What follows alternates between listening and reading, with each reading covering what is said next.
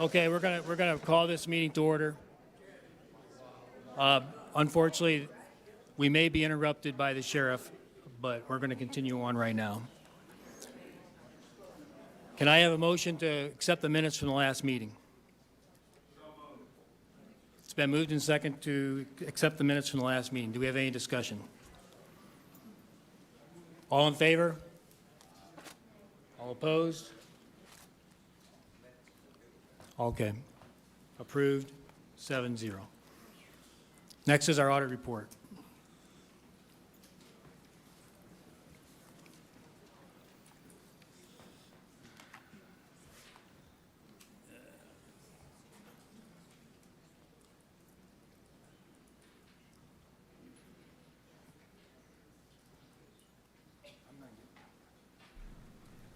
So who's going to kick this off? Guess I could as the Yes, audit would you committee please? chair. Yes. We're about to review the audited statements from 2021. We have Todd Harms here from the independent CPA firm to review the audited statements, and after he's done, we'll take questions, and then there will be a motion for the board to accept the 2021 audited statements. So Todd, it's all yours. You need to turn it on.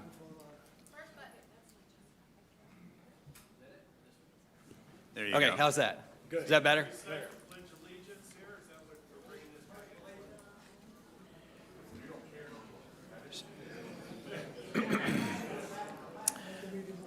All right.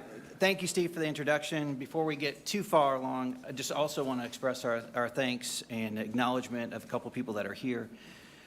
Special thanks to Jessica Johnson. She did a lot of work to get the prepared for the audit and answer our audit questions. It's a lot of work involved with that. So I want to specifically acknowledge her, acknowledge Winston for his role. And then with me today, I've got someone else from Colturn Justice. It's Whitney Cabea. Whitney, can you wave to everyone? Whitney's also instrumental in getting the audit done. So appreciate everybody's help to get here as we are about to cross the finish line of issuing the report. The story, what I would say for this year's audit is there's probably three things if you want to take away from this year's audit. One is there's a new accounting standard. It's a lease accounting standard. That's discussed in footnote number 7. Basically what it does is it puts an asset on the books and puts a liability on the books for operating leases. That's a new accounting standard that's across all industries. The second one, significant item, is an acquisition of Cooper's Community. So footnote number 13 talks about it. So as you all know, significant acquisition that happened in the year, $5.3 million. That footnote discusses that acquisition. The other thing that you would probably want to think about is if you looked at revenues over expenses in this year's audit report, it has almost $6 million on the bottom line. So as far as, since we've been doing the work, that's probably the largest income number that we've seen there. So that's part of the reason for what has happened there is just an increase in volume. You've seen a lot more new homes and lots sold. So that volume increases the assessment, and also you've seen a record number of golf rounds played in the current year. So that's really the driver there is revenues. Second thing, when you have an audit, your end objective is to have a clean audit opinion, and what you have in front of you is a clean audit opinion. So that really concludes my presentation of the audit. If there's questions or anything, I'd be happy to answer those. Also, just a reminder, we met with the audit committee last Thursday, June 9th. So that concludes it, unless somebody's got some questions for me. The audit committee recommended that the board approve these audited statements that were sent out to you to review prior to the meeting. Any other questions or any questions? No? Okay, I'm going to ask for a motion that we approve the 2021 audit. Motion to approve. Second? Second. Any discussion? Okay. All in favor of All in accepting the favor? audit? All opposed? Approved, 7-0. Pass. All right. Thank you, Todd. Thank you very much. Thank you, Jessica, and the accounting staff, because this was a tough year with losing the CFO and the controller, and then having to go through an audit. We've got it done, and these will be published online, I'm assuming, Beth, sometime in the near future on the POA website, so you'll be able to read the footnotes and all the financial statements in the next couple of days. That's it. All right, thanks, Steve. Next on, so we've modified the agenda and we moved this handgun discussion up to next. So that's going to be the next topic that we discuss. So I want to provide a little bit of background, and then we will open it up for public discussion. So how did we get here? Property Owners Association received numerous complaints about a person openly carrying a firearm within our facilities, as well as a few other incidents. Through HelpSpot, which is our help desk ticketing system, we received several questions asking what our handgun policy is. As we discussed that in the board, we asked our attorney then to research Tennessee law regarding open carry and to develop a proposal. The board reviewed the proposed language and decided that it would be placed on the agenda for the next board meeting for a public hearing. Now, we realize, and this is a big thing, that our mistake was communicating this as a vetted policy ready to be voted on. It is not. It should not have even been presented as a proposed policy. So that's where we stand. Our intent was and still is to solicit resident feedback prior to doing anything regarding this issue. With that, we will open this up for public comment. We know this is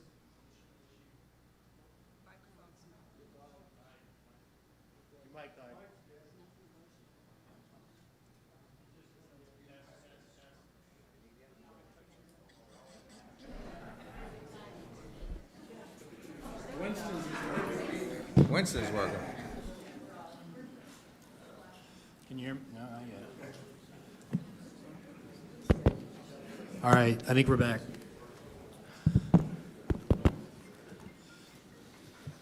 So we know this is an emotional issue, and we ask everyone to be respectful of differing opinions, and that we all please refrain from clapping, cheering, booing, etc.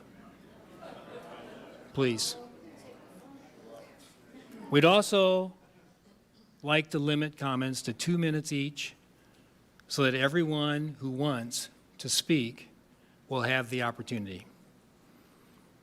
And we also ask that you do not repeat points already brought up so that we can capture as many different points as possible. So with that, I'd like to open this up. So please raise your hand and I'll call on you and please stay to the 2 minute limit. Start here. Excuse me, I'm standing here. I think he pointed at me. So we're asking for comments on this issue, which was that proposed policy that got put out there. All right, let's read the policy. Mr. Secretary, please read the policy, proposed policy. Sure, be happy to. It says, under review, POA's board policy statement regarding the possession of handguns on Tellico Village common properties. The POA board has received a number of property owners' comments and questions regarding the possession of handguns on Tellico Village common properties in light of recent changes in Tennessee law. The board has spent a great deal of time evaluating the important issue and interpreting the applicable provisions of Tennessee law and the POA governing documents.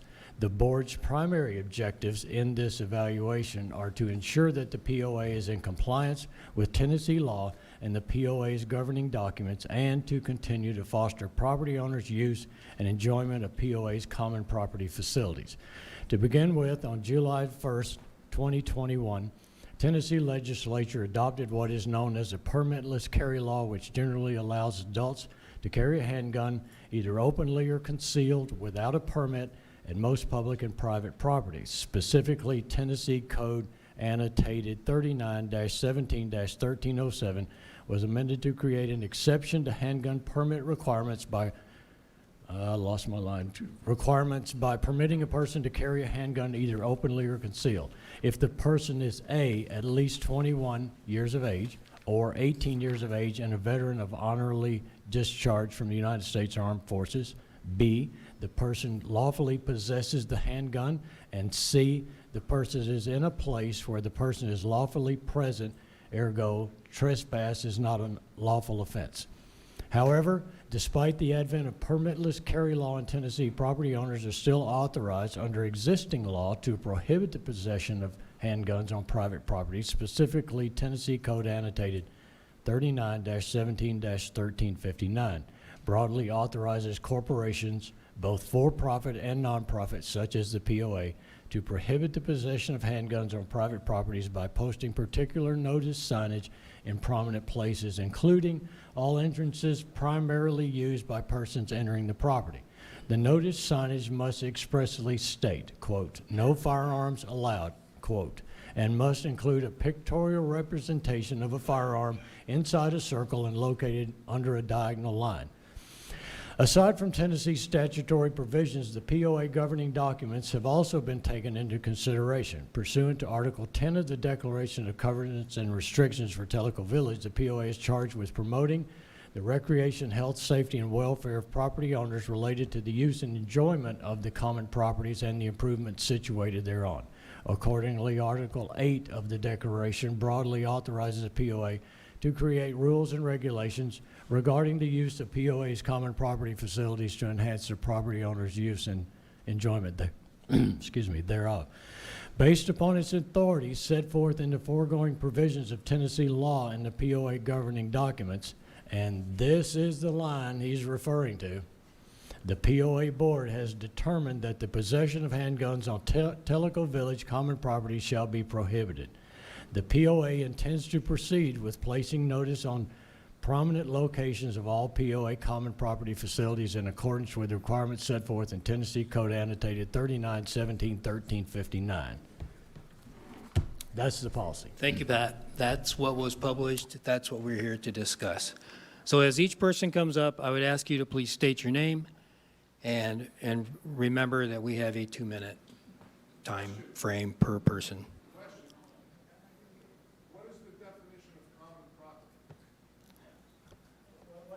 Second, may I? Yeah. He's just set the standard, and we can answer questions there, or you can come up and ask a question. And we would prefer that everybody come to the microphone and ask your question. And if it reverts to common property or what's my name or whatever it wants to be, come on up. That's Well, the you way need to we're come gonna to the microphone because this is a live streamed meeting and there are other people that are watching and listening. That's correct. So you've got to be at the microphone. All right, let's get started, sir. Okay, my name is Peter Kraslowski, and I'm yielding my 2 minutes to Pandora Vreeland.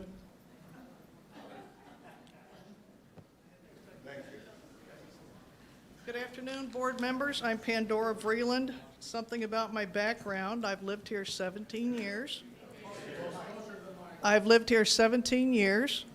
I'm the former assistant director of the NRA Law Enforcement Division. I'm the winner of the NRA Defender of Justice Award. I was the plaintiff that brought the lawsuit against the mayor of Knoxville for not allowing me to carry a firearm in Chilhowie Park during the Tennessee Valley Fair. I also brought to our Loudoun County Commission a request to make our county a sanctuary for the Second Amendment. We are blessed to be living in a gun-friendly state. That fact and low taxes were two of the key reasons many of us came here. We did our research. We are blessed to be living in a county that officially became a sanctuary for the Second Amendment. Thanks to our representative, Henry Cullen, who's the chairman of the Loudoun County Commission, that vote was unanimous. The first thing the mayor of Loudoun County did after he was elected was take down the no firearms signs on the county buildings. If somebody moves here that is uncomfortable because we uphold and exercise our Second Amendment rights, then they need to move someplace where they won't be triggered by the sight of holstered firearms or worried about concealed firearms. We should never plan to force senior citizens to disarm and give up their right to self-defense with a firearm because it makes some people uncomfortable. The tail does not wag the dog here. And that is the jackassery that happened when this board considered disarming all of us by turning common properties into, of all things, gun-free zones.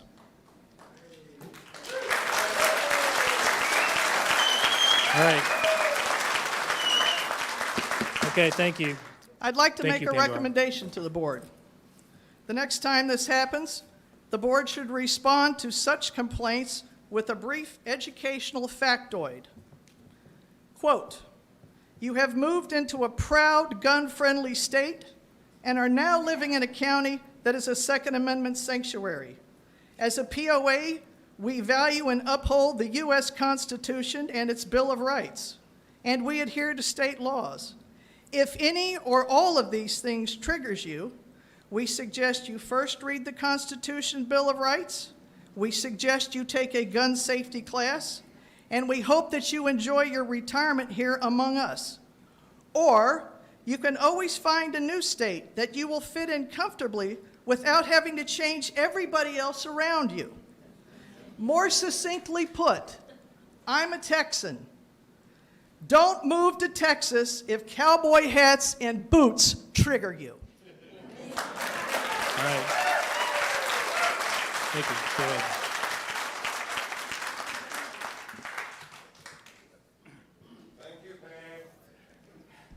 That's a hard act to follow.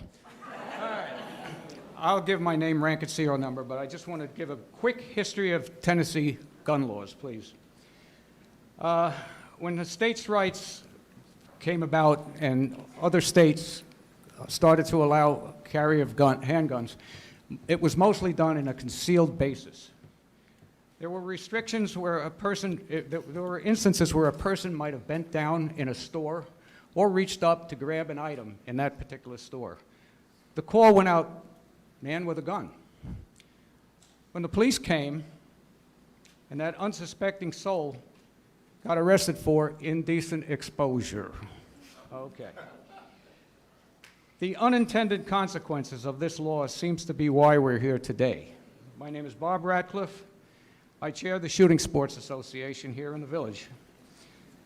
The information we provide centers on the sport of firearms, from air guns through long guns, precision rifles, pistols, shotguns, target, and competitive shooting. One of our most important topics is gun safety, and this is where the no gun sign would cause us a major problem. We have our monthly meeting right here on the top floor of the yacht club. And there are times that a firearm has to be present to show the features and the safety aspects of its use.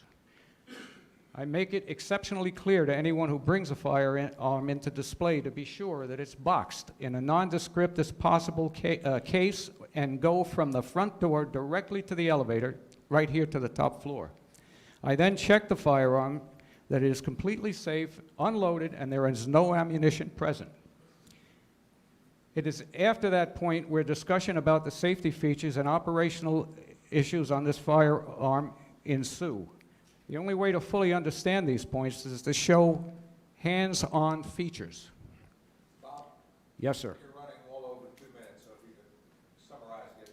He can have my 2 minutes, thank you. All right, sir. Thank you. The inability to do this would be a severe detriment to the positive efforts of our organization and what it's based on. It would also impact our associates, On Point Firearms, the 2 state-certified firearms instructors that attend our meetings. They too have brought guns to our meetings and discussed the safety operation, proper cleaning methods of these firearms. They have been trained and guided a large number of Tellico Village residents and continue to give classes that allow people to get their enhanced firearm permit through classroom and proficiency instruction, which is a means that both On Point and the Shooting Association highly recommend. So, at this time, I request, before a sign be put up at our facilities, please understand there are alternatives to a full no-gun sign. I personally support no-gun signs at all, but I contacted the Tennessee Firearms Association and got an email back from their CEO of that organization, Mr. John Harris, a well-known firearms lawyer and lobbyist in Nashville. He confirmed that there are 3 ways to go. And they are. Number 1, a complete ban. Number two, and here's the important one, an open carry ban. And number 3, any other option. Example, no open carry of firearms under Tennessee's criminal trespass status. Even with no sign, an owner or a manager can make a request that a person leave the premises if he or she is displaying a firearm. That can be done under the no trespass law. And if that person refuses, he can not only be charged with no trespassing, he can be charged with disturbance of the peace. I'm almost finished. Putting up a no-gun sign prevents those of us who, in our senior years, who choose to be the masters of our own destiny, the ability to do so. Let us not be viewed in an untrustworthy light, but as people who choose to exercise our Second Amendment right, as I am now exercising my First Amendment right of free speech. Any amendment to our Constitution that is compromised in any way opens up the door to a compromise of them all. Thank you for listening. Thanks, Bob.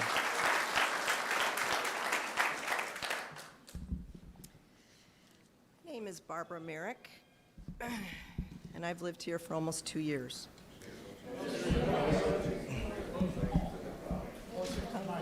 Hello, there.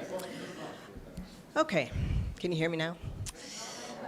No. I'm like just about smooching this thing, okay? Okay, so I come before you today to demand on behalf of many of the Tellico Village residents that you cease and desist taking any action on the proposed handgun policy.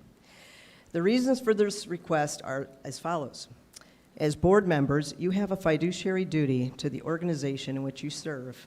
In the context of Tellico Village POA, this means you have a duty to make decisions and act in the best interest of the association and its subsequent members. All members have a duty to act in good faith, make informed decisions, and work within the scope of their authority. There are 3 pillars that set the foundation for a board member's fiduciary duty: acting in good faith, making informed decisions, and working within the scope of your authority. If you proceed with approving this policy, you will be breaching your fiduciary duties in the following way. You will not have acted in good faith on how this policy was drafted and presented initially. 2, the board is not making informed decisions. Pursuant to Section 4 of the Declaration of the Covenants and Restrictions for Tellico Village, every member of the association, so long as such membership shall continue, shall have a right and easement of enjoyment in and to the common properties. According to the proposed handgun policy, the board's primary objectives in the evaluation of the policy are to ensure that the POA is in compliance with Tennessee law and the POA's governing documents, and to continue to foster property owners' use and enjoyment of the POA's common property facilities. The policy concludes with the paragraph that states the POA has determined that the possession of the handguns on Tellico Village common properties shall be prohibited. The policy does not provide any rationale for the conclusion in the last paragraph. In the communication sent on June 13th from the Tellico Village Communications Department, it was disclosed that the POA had received numerous complaints about a man openly carrying a firearm within the TV facilities. It was further stated that the same concerned property owners did not feel comfortable in the social setting, and that due to the open display of the firearm, they were not able to enjoy the event. Open carry is legal in the state, and these numerous residents will inevitably see people outside of Tellico Village displaying firearms. Will this result in their lack of enjoyment, or is their lack of enjoyment limited to only Tellico Village and visible firearms? If it's acceptable to see a firearm outside of Tellico Village and still enjoy yourself, then it is okay to see a firearm within Tellico Village and enjoy your event. Tellico Village has over 3,375 residents. While the word numerous lacks definition, anything less than or equal to 2,261 residents complaining is not a majority and should not be given special treatment. Doing so would be in conflict of interest. The policy also mentioned that the POA intends to proceed with placing signs on prominent locations of the common property facilities. In doing this, the board puts at risk all of the Tellico Village residents who frequent those facilities by advertising that intruders' intent on bodily harm will be met with zero resistance. It jeopardizes the enjoyment of the POA common property facilities, and it fosters the property owner's discontinued use of the facilities due to safety concerns. The last pillar is working within the scope of your authority. Pursuant to Section 2 of the Declaration of Covenants and Restrictions, Tellico Village has private streets which are part of the common properties. And pursuant to Section 3, the association leases all or substantial portion of the common properties within the community. Keep in mind that Section 4 of the Declaration states, quote again, every member of the association, so long as such membership shall continue, shall have a right and easement of enjoyment in and to the common properties. The key word here is easement. The handgun policy would interfere with a resident's ability to lawfully carry a handgun while driving to and from their home to access public roads. The policy would also interfere with a resident's ability to lawfully carry a handgun while walking on Tellico Village wooded trails that lead to public grounds. Residents have the right to carry a firearm on public roads and public grounds pursuant to Tennessee law. The board does not have the authority to block the right-of-way or easement for Tennessee residents to lawfully carry a handgun on public roads or public grounds. This policy violates Section 4 of the Tellico Village Declaration of Covenants and Restrictions, makes an attempt to supersede Tennessee law regarding the lawful carry of a firearm, and infringe on the residents' rights under that law. With this, I conclude. Thank you.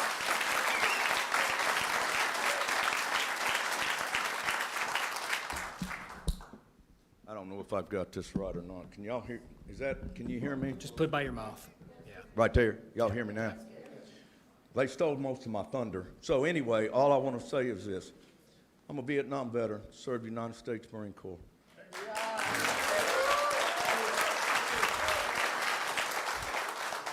I've spent 43 and a half years of my life serving the great citizens of the state of Tennessee.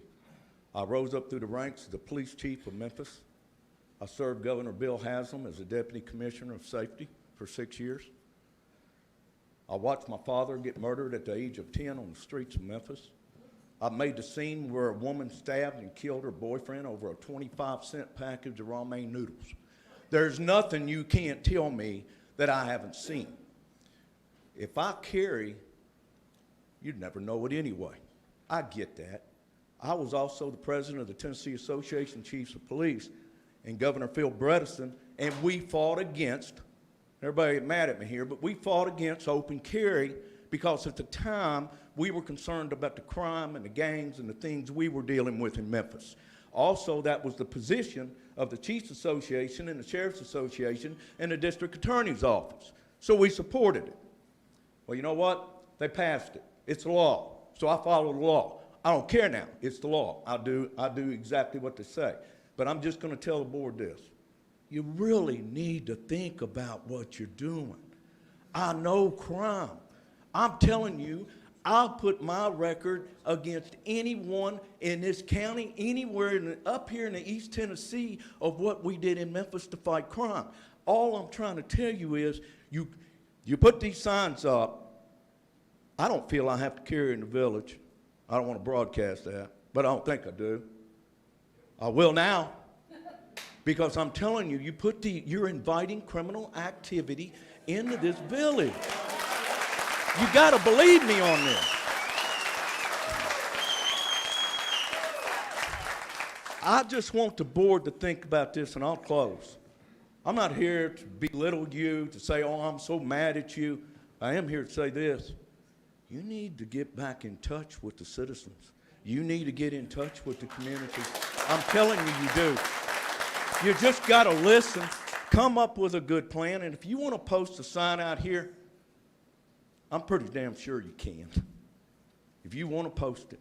But I also think you better contract with the sheriff department and have an armed security right there. I think you better do that if you do that. Common property is my problem. She's already said it, so I don't want to repeat it. So if I walk back here in my common property, can I be subject to trespassing with a firearm? What's common property? Everything, I mean, we all know where it is. Anyway, I thank you for your time. Please, take a hard look at this and listen and look at this thing. Don't go the wrong way on it. I'm telling you, it's not going to be healthy for our community. That's what I'm trying to tell you. I love this place. Thank you. Appreciate it.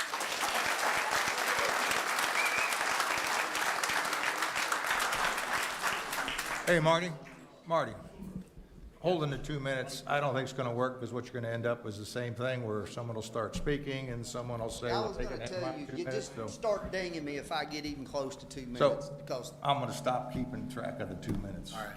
And can we also, remember we asked for no clapping? There may be others. Wait.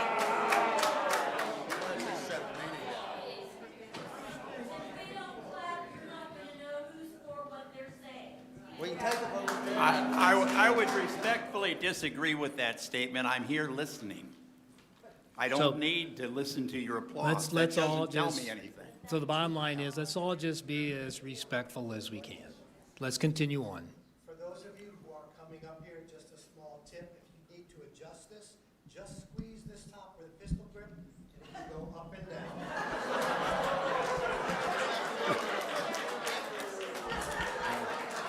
Thanks, Kevin. All right, let's keep this moving. Thank you. My name's Kenneth Campbell, and the rest of these guys have got all my talking points except for a couple. Telco Village is what we call in Georgia a target-rich environment. There's a lot of money here. And we refer to the gun-free zone signs as target practice signs. I just witnessed a shooting 3 weeks ago at a Hooters restaurant in Savannah, Georgia. Fortunately, my daughter was not with me. I was returning from taking her back. Signs prominently displayed. The issue is, and our police chief will know this, there are domestic violence, and because of this economy, is on the rise. And this is what happened. Girl went in there, jacked up on about 12 White Claws to shoot her cheating-ass boyfriend. We don't, and do not think it will not happen in this village. I don't know if you guys remember, 4 or 5 years ago, we've already had either a sister or a sibling kill another sibling or a parent. I don't want to be sitting in a meal, enjoying, in the restaurant, enjoying a meal when some crazed crack dude or girlfriend comes in there to pop a cap in her boyfriend because she's pissed off at him, and the rest of us are diving for cover. It's not pretty. It isn't. But posting target practice signs is not a deterrent for criminals. It absolutely is not. You don't hear about all the ones on the radio or the good acts where some Samaritan has stopped a crime or has, you don't hear this. If you look, there are hundreds every month that occur that nobody ever hears about. And just simply because the weapon never left the guy's holster or wife's hand, it stopped. Just recently, Waco, Texas, a man was stabbing a woman. She was trying to get away from him and trying to run into a restaurant. Unfortunately, the woman died from her injuries later because the guy that shot the perpetrator had to go back to his car to retrieve his weapon. He did not have it on him. And the coroner said, I followed up on the article, that had she sustained a few less knife wounds, she may have lived. The guy was not charged. He shot the perpetrator and killed him. I mean, you know, he was trying to save a woman's life. This is the stuff that you don't hear about.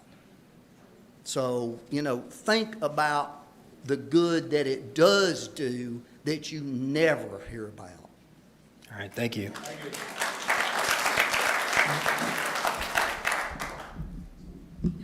It works. I'm Stan Lyle, and first of all, I want to thank everybody for having the civility to hear an alternate point of view, which I'm about to express. I know that you all feel like rights are being taken away from you, and I respect your efforts to protect those rights. But I'd ask you to remember that there are many of us whose right to peaceful enjoyment of the common areas is taken away if you bring a weapon into that common area. Please, please, please, be respectful, please. I know that you feel safer with a gun on your possession, but I can tell you that we don't, not all of us feel safer. Many of us feel intimidated. Many of us feel uncomfortable. And research tends to indicate that you are, in fact, not safer if you're carrying a weapon. Please, In please. 2009, We want to hear all opinions, please. in 2009, the National Institute of Health conducted some research to determine whether you were safer with a gun. And their conclusion was that after adjustments, individuals in possession of a gun were 4.46 times more likely to be shot in an assault than those not in possession. They also concluded that on average, guns do not protect those who possess them from being shot in an assault.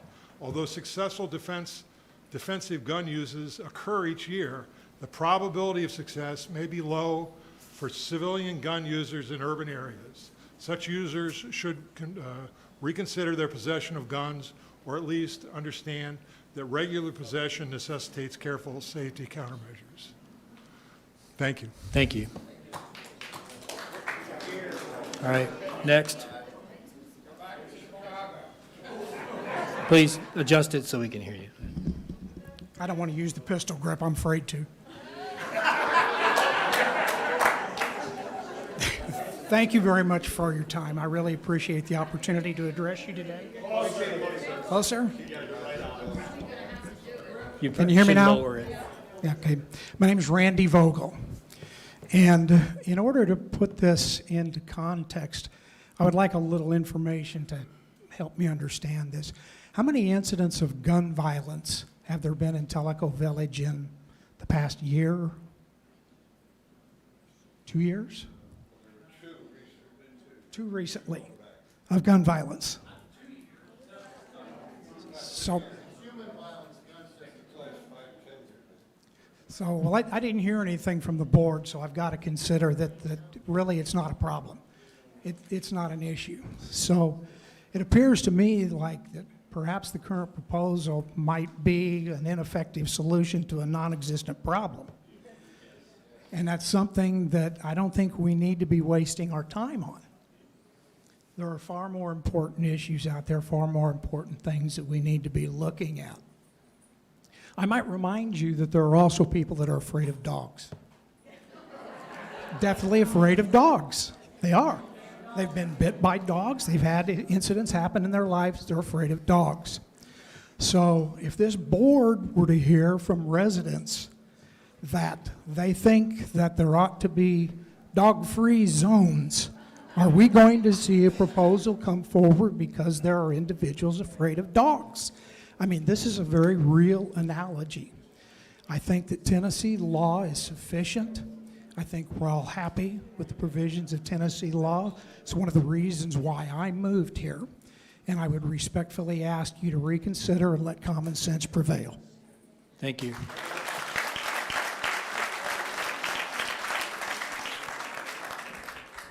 Okay, I'm going to need to pull the gun handle down, that's for sure. All right, thank you.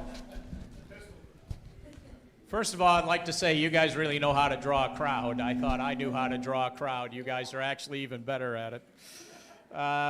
My name's Rick Dram, and I'm a resident, of course, of Tellico Village, and I'm president of the Conservative Club. Well, I represent over 1,500 members in the Tellico Lake community. First of all, I appreciate the many hours that you guys contribute without remuneration. We got to say all of you are volunteers, and we need to respect the fact that you are all volunteers. But here's my statement. With the POA's proposed new gun policy, all residents will be more at risk from an attack by a criminal or someone with a severe mental impairment. Stopping such an attack would be all but impossible should the proposed rule be enacted. Loudoun County is a sanctuary gun county, as Pandora rightly pointed out. Tellico Village is home to hundreds, perhaps even thousands, of well-trained military, police, and civilian gun owners. And I feel a lot safer knowing that these trained professionals live in my community. Many say, oh, nothing will happen here in Tellico Village. But we have MS-13 gangs that are right here in Loudoun County. I think the sheriff's deputies will testify to that. I also understand that I-40 and I-75 are one of the biggest drug, sex trafficking, and child trafficking thoroughfares in the United States. And that's only a couple miles from our door. So I respectfully ask that the POA board members consider the facts and not be unduly influenced by those whose anti-gun sentiments will put all law-abiding residents in greater risk. Speaking as the president of the Conservative Club, our organization stands emphatically opposed to any signage or any prohibition of our right to protect ourselves, or more importantly, infringe upon our Second Amendment rights. Thanks for giving me this time. We appreciate it. Thank you. Thank you, Rick.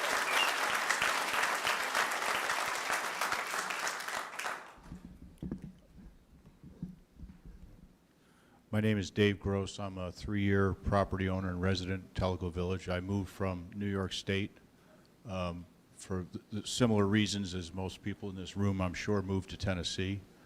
I have a couple of concerns that many people have already voiced. I won't repeat those.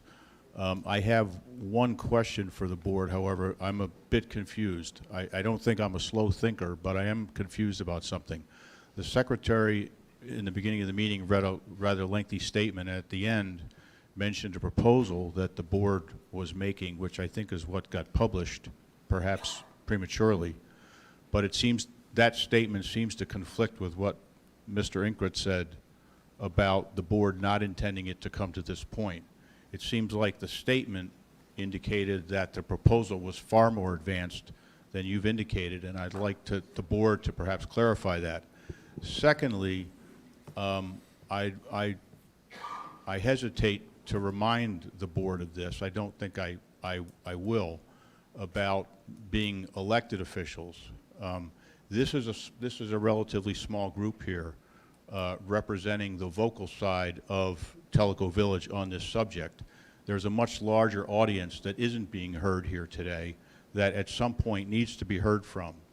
And if our board, all of you here, truly are representatives of the people who elected you, then you owe it to them to diligently find out, really make a strong effort and a non-biased effort to find out just where the residents stand. And when you do find out, whichever way it goes, those of us in this room think we know how it's going to go. We may be wrong. I'm willing to concede we might be wrong. But you owe it to us, those who voted for the board, to find out how the residents truly feel and then represent us accordingly. Not the way you as individuals want to vote, but the way your voters intend for you to vote. Thank you.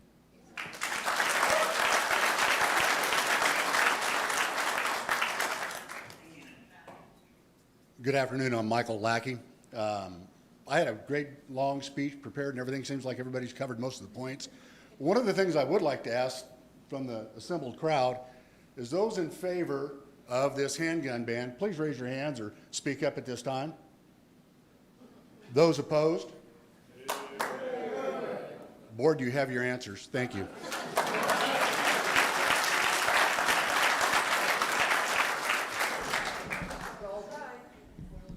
Thank you. Can you hear me? Good afternoon. My name is Robert Gross. My wife and I recently moved to Tellico Village, and one of the reasons that we did was because of the politics of this area, the freedoms that Tennessee offers. I hate to see those freedoms infringed upon. I'm a retired federal law enforcement officer. I spent 10 years out of my career as a foreign police attaché in 3 other countries: Mexico, Panama, and Trinidad and Tobago. Every one of those countries has draconian anti-gun laws. There are supposedly no guns in any of those countries.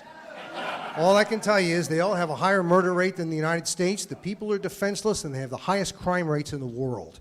When you post a sign that says gun-free zone, you are saying this is an area of weak people who are soft targets waiting to be plucked. So all I can tell you is, from my experience, like Police Chief of Memphis, thank you for your service. I feel the same way. I've seen everything, I've done everything, and the worst thing you can do is take away people's right to defend themselves. I read a quote the other day on the internet. It's very apropos. Making laws that make good law-abiding people defenseless does not make bad and evil people harmless. Thank you. I hope you will reconsider, respectfully. Thank you.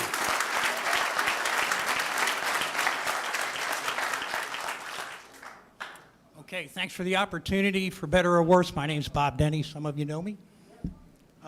Most of my bullets have already been addressed, so I'm down to a couple. One of them is, I'm not sure whether you're aware of Tennessee Code 3917, 1325.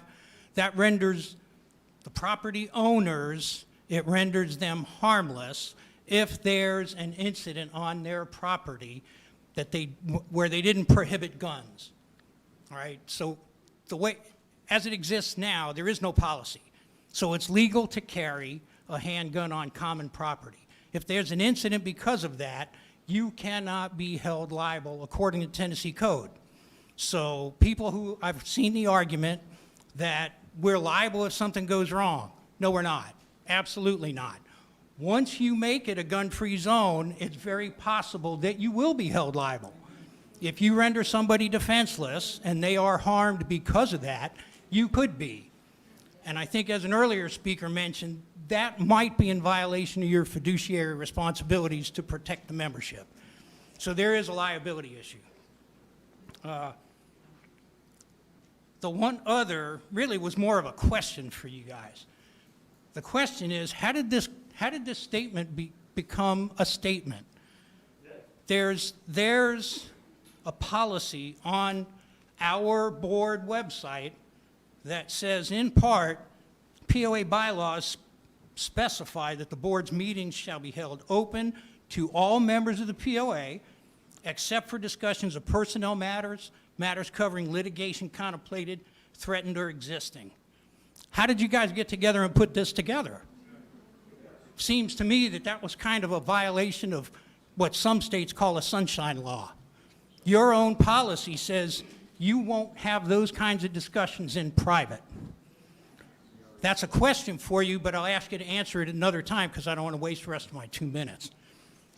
The other thing I just want to kind of emphasize, underscore, what was mentioned about dogs seems silly, but over the past several years we've had multiple dog attacks, one resulting in a fatality. The board took no action.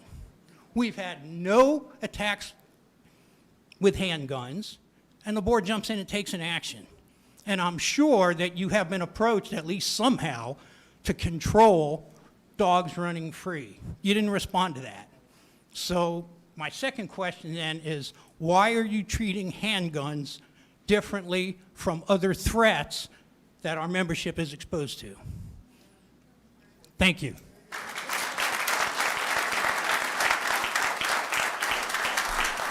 Sir, before you start, Kevin, did you get that section? Okay. We'd like you to answer Bob's questions. He asked two.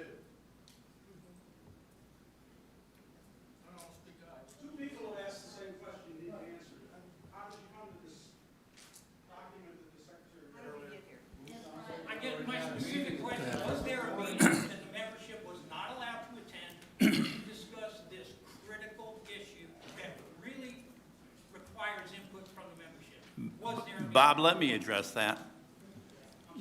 Let me Right address here. that. You know, I know he's over there. I see him behind me. The board discusses potential legal issues in its executive sessions. It was brought to our attention in an executive session, as Marty said, that there were a number of inquiries as to what our policy was. At which point the board asked our lawyer, Mr. Kevin Stevens, to draft what would be a legally compliant policy so we could see what it would look like. And that's how that happened. What's an executive session? When does it happen? It was in March. How many people? Hold it. They asked me to answer a question. I'm answering the question. That's how it happened, and it was a legal issue that was brought to the board. How many people complain about us having our freedom in this community? It makes no difference how many.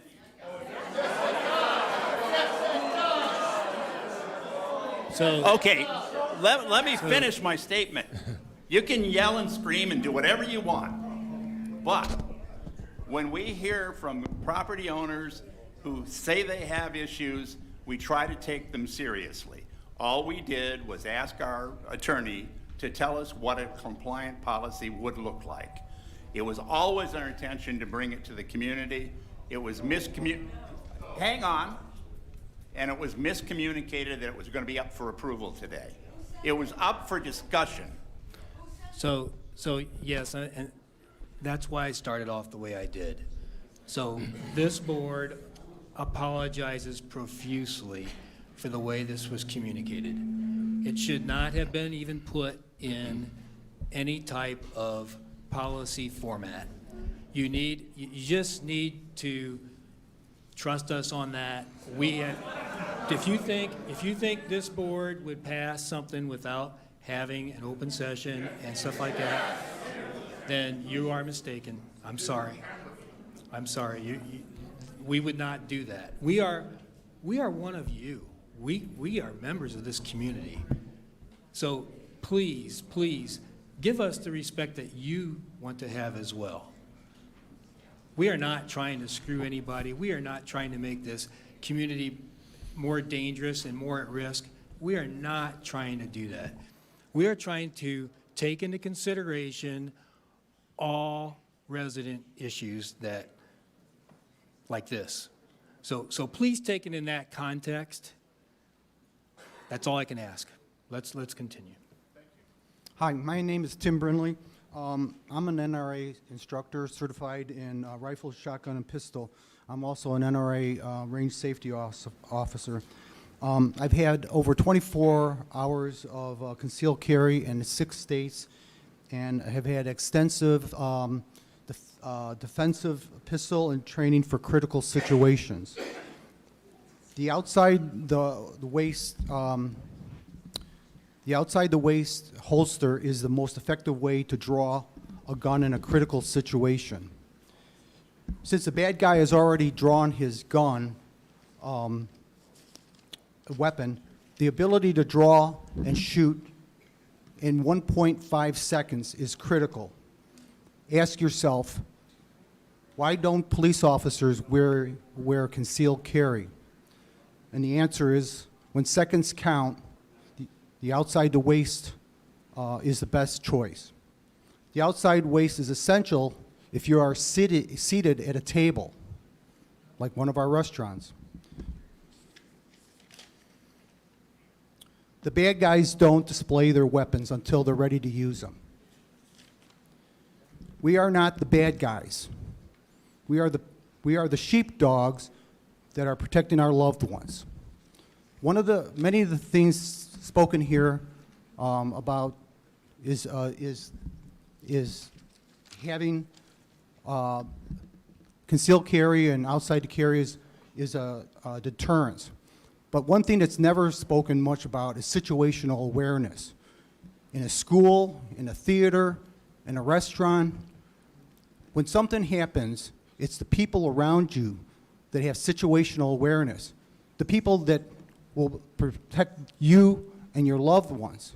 By the time the police get here, over a 911 call and in the confusion of many people, it's over. So for older people that choose outside the waste, because that's physically the best solution for them, should not be deterred. Thank you.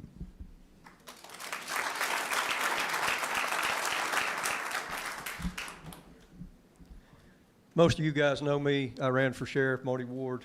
Live here in the village. I've been here for, thank you. Didn't win, but we gave it a good effort. The reason I'm up here, number one, is to let you guys know from our perspective, we respect each and every one of you. And you guys were voted in these positions, and should anybody out here that's behind me or listening that don't like any of these positions, run for it. If you want to be up here to make these decisions and you feel like you can make better decisions, but what we've got are the people that we voted for, and it's very important to me and us that we convey to you that you stepped in something that smells really, really bad. What you've got to do, and everybody in here needs to follow up with this, if you get to the point with your attorney that we want to follow through with this, you need a vote. It needs to be a true vote, and it needs to be a vote by every single individual that lives in this village from south to north and east to west. And you can't miss a one. So I know that's going to take time, and I know that's going to take money, but it's the only way, like the gentleman behind me said, if the outcome's not what we like, then so be it. But it's going to be a valid vote, and it has to be followed up on, and it can't be like the votes in Washington. Okay? But for everybody sitting here that doesn't like the taste of what's going on today, these positions come vacant. I know, I see them in my mailbox, and I throw them in the trash because I don't want one of them. And most people do. Now you know why it's important to read these things, to pay attention to who we're putting in these positions. And if you want to change things or make a difference, run for these positions. Guys, we respect you. We know you're going to do the right thing because we're not going to allow any different. Okay? Thank you.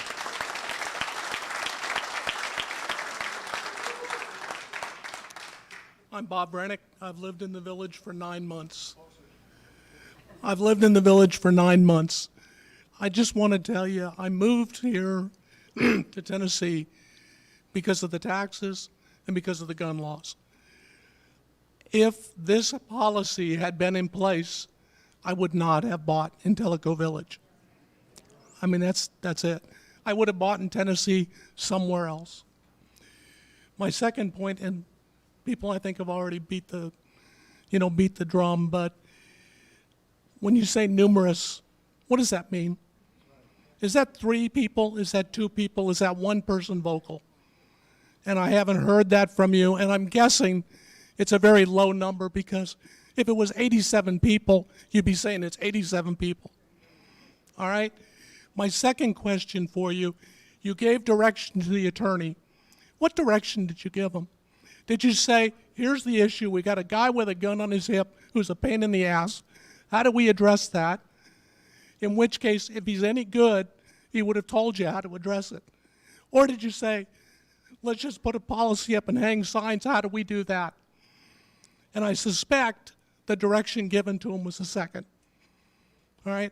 I would ask you, if you're addressing an issue, take the simplest course you can. If you got a guy that's a pain in the ass, how do we address it? How do we solve that problem? And if you can't do it through a trespassing or a nuisance issue or a letter, that's a problem. Thank you.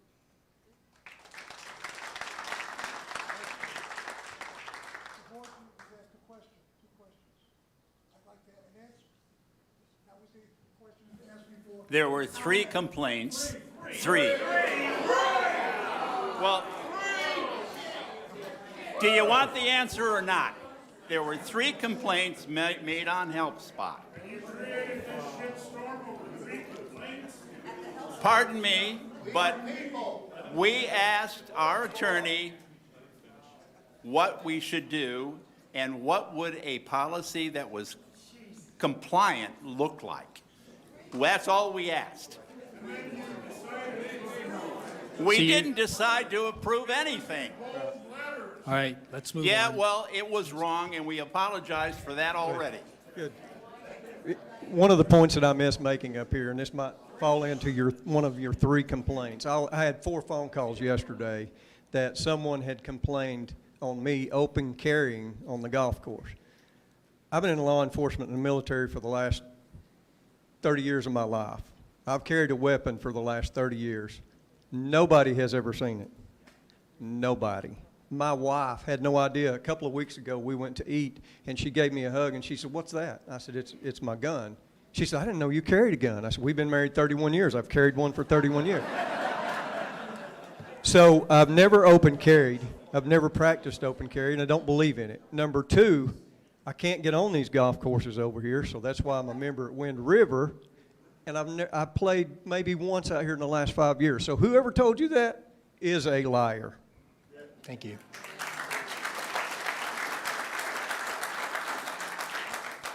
My name's John Martz. I've lived here for 7 years. I've had a carry permit for 47 years. I've never once had to use it, but it's there if I need it. The good thing about all of this is anybody that hasn't gone through Jim Davis, he has a gun program that you can go through. It's called the Loudoun County Citizens Academy, Sheriff's Academy. If you haven't been through that, go through it, because it will show you what surrounds our little bubble of Tellico Village.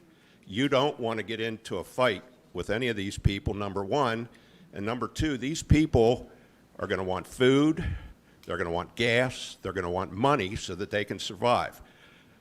My solution to this, and I'm sure the board would think more than once about it, if you want to take the carry permit and the facilities that you're not allowed to have a gun, be prepared to have armed guards in every one of these facilities, probably 24/7.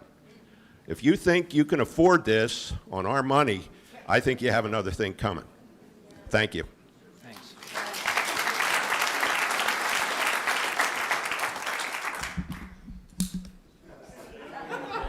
So much for that. Hi, guys. My name is Jerry Denny, and I've been here in the village for a little over 20 years, and I've seen an awful lot of changes. I'd like to preface my remarks by saying that I am unabashedly a conservative and hold to Judeo-Christian values. I would like to applaud the board for going to legal counsel to find out what the ramifications would be, because they are protecting all of us. If something should happen and a lawsuit comes against our village, guess who's going to pay for it? You and I will. Having said that, there's not been a lady up here who has said, I personally have had my carry permit long before it was ever I guess it was mandated at the time that I got mine, but it is no longer. But I would feel unsecure at my age with a handicap, not being able to have the weapon of my choice. It's a security issue for me, and as a woman and as a handicapped woman, I would like you to take note of that, as many of us are.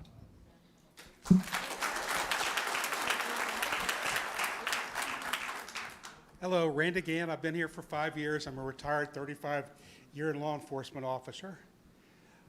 First thing that we're trained for a live shooter, when the first 2 officers arrive, you go in, period. If you die, you die. Okay, if I had a gun right now, I could shoot everybody.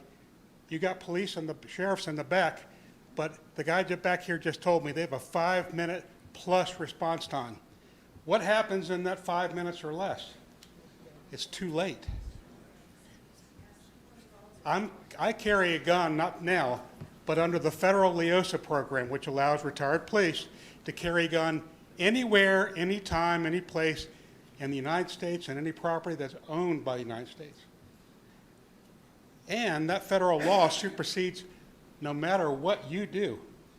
Now, I have an attorney whose license plates say, "I sue." And I asked him one simple question: why would the board consider putting signs up? Because it allows you to sue us civilly for carrying a gun. That's all it boils down to. I know, I've talked to him, and that's all he does for a living. He sues people, he sues organizations. I use him to protect me in case I have to use my gun. And I pay a lot of money for that insurance. So I'm done, but I will tell you, you guys are going to open yourself up to a lawsuit, and I'll be the first one out there to do it. Because this is ridiculous. Considering something like this, all you're doing is putting everybody's lives in jeopardy. Like I said, 5 minutes or more response time for the sheriffs to respond here. I have other complaints, but this is not what I want to talk about, because I've been trying to reach you guys for 4 months. Nobody calls back. Nobody. So that's my other complaint, but I'll move on to the next person. Thank you. Pardon me.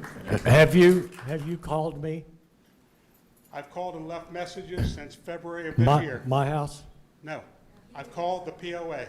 Okay, 301-524-3999. Okay, well, I'll have to write that down And later. you don't have to write it down, look it up. It's called Pat White. It's in the teleco directory. Been there for 15 years. Yep, okay. All of our contact information is on the website, so I encourage you to reach out to any of the board members at any time. And then that'll be fine. Thank you. Okay. We'll put her back there for you. Don't count this as part of my 2 minutes, please. My name's Jim Vreeland. I live right around the corner. I don't go by that. I go by Pandora Vreeland's husband. People remember that name, and therefore they remember me. I'm a retired police officer. I've been in this village for 17 years now, and I won't reiterate what the rest of these guys said because we all moved here for the same reason. But some of the things that weren't mentioned that I will mention is, and also I'm a firearms instructor in everything, including machine guns. One of the things that wasn't mentioned, I have a common property across the street from me. I walk my dog there all the time. I've been accosted by rabid animals. I've been accosted by vicious dogs. I've seen bobcats. I've seen bear scat on my sidewalk behind my house. And you never know what you're going to run into. And that's why, you know, when I go out there, I carry a gun. I think I can pretty much handle myself, although I am getting older. So the only thing I'm really worried about is somebody else with a gun. However, this whole thing seems to have started about one individual who is carrying openly, which, like these other guys, I don't necessarily agree to. But if you guys read my letter, like you say you respond to it, I sent you each a thing last night, and I volunteer to go talk to that individual and give him the cons about carrying a weapon exposed. And I volunteer to go talk to these other individuals that are probably newbies in this village about what Tellico Village is, about what the sanctuary for the Second Amendment is. You kind of move to the wrong area if you moved here and you want to change that. Already the locals are going around publishing this because they've already heard about this. They already resent us. What do you think they're going to think of us now? And the one other thing I would add to round out my 2 minutes, if you guys really want to do something, change the law enforcement here. We have no patrols. I noticed this 17 years ago when I moved here as a retired cop. I noticed right away that when I wanted a police officer, even in an emergency, and it's not their fault, by the way, that the response wasn't 5+, it was more like 40 or more to get a police officer here. And it's because there is no police officers patrolling this village. And I'm not talking about our COP boys, the volunteers. They're great, but they don't carry a gun. They're not going to help me in a severe emergency. I have to help myself. If you want to do something, get patrol in this village. Get your local law enforcement to get a cop over here. This is where one of the most concentrated areas of population is. There should be a police officer here. There should be a police officer patrolling these streets. We don't have it. Why a next door neighbor's alarm went off one night, I waited 45 minutes in the cold for a cop to show up. And when he got there, he got out of the car and he's walking around like this. And I said, son, what are you doing? And he looked at me, he said, this must be a new street. I've never been on this street before. And I said, really? I said, how long have you been on the job? He says, 6 years. 6 years you have not been on my street since you started. And he says, that's correct. Now, there's a reason for that, and I'm not going to go into that. Most of you probably know what the reason is. There's a reason why we don't get patrol. I think you should solve it as a board, and I think that we should have law enforcement in this area, and we don't. Maybe I wouldn't need to carry a gun if we had more police officers around. The guy that's carrying the gun openly, yeah, I don't agree with him. But I'd rather have a good guy with a gun than a bad guy. Thank you.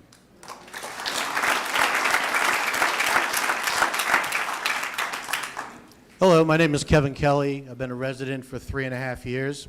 Couple things. One, truly appreciate the work you guys do, running the budgets, keeping all our facilities running. I brag on Tellico Village to everybody I can, every moment I can. However, in the recent times, the board seems to have had 2 serious unforced errors. The first was the closed-circuit TV and putting that out. A lot of people interpreted that as an infringement of their privacy. Okay, the second one is what we're talking about tonight. So, as a group, okay, I think you've lost a lot of confidence of a lot of people that are here. The other thing that's about to happen is you're about to hire a brand new general manager, okay? I strongly suggest that when you hire that person, you make sure that that person's values are aligned with the people of this village. I did post something, and I said, you know what? It would really be probably not a great idea to hire a small city manager from, oh, I don't know, say Portland or LA or something like that. Okay, I know that's funny, okay, but I'm being dead serious, okay? Whoever is going to have that position is going to be an important guy. Hopefully he's going to be here 20 minutes, do a fabulous job, okay? But that person needs to have the same values that we in East Tennessee have, and that all these people are coming from all over the country, and time again, we hear they are coming here because they're escaping soft and sometimes hard tyranny from other places where they're coming from. Thank you much. Appreciate it.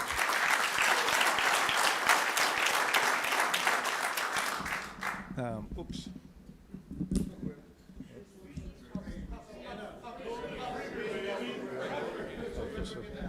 I got it. Okay, Greg Mitchell, I'm a 7-year resident, and I just wanted to emphasize a couple of things that I just recently heard.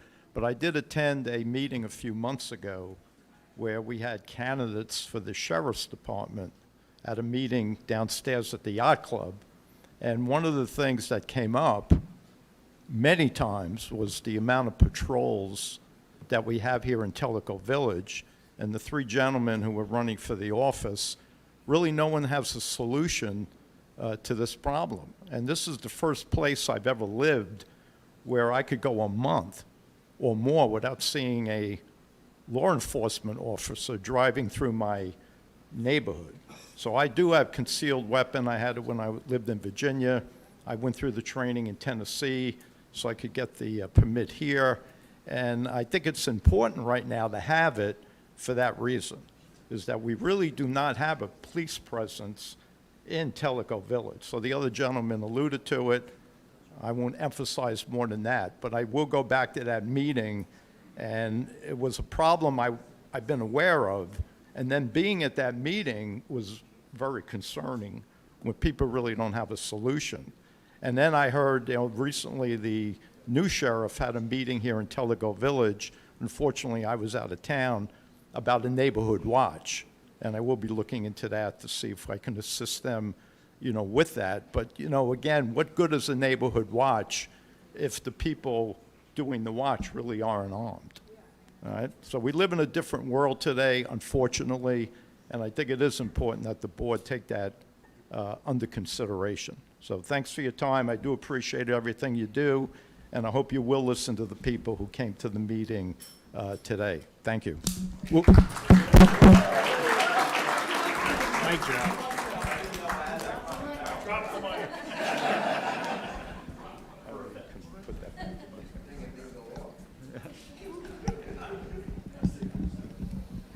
Ladies and gentlemen, I'd like to thank you for your time. I'm Fred Allen.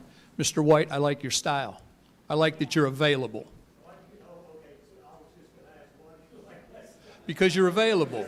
You stepped up. Okay, well, I'm my own man. So anyway, I have a question. It's not meant to be disrespectful or nosy, but of our board members, how many have military or police experience firsthand? 1, 2. Okay, thank you, gentlemen. That's not a setup, but I would suggest that it might be an intelligent move to talk to an FBI agent, the sheriff, the Lenore City and Loudoun City police chiefs, the U.S. Marshals, and let's find out what's going on around our town. You know, we are a small community surrounded by a big populace, okay? I guarantee you when you talk to them, you're going to find out that there's gang members, that they have stopped sex trafficking at I-75 and I-40, that they have made major busts that we don't hear much about, and they've made major busts we hear some about.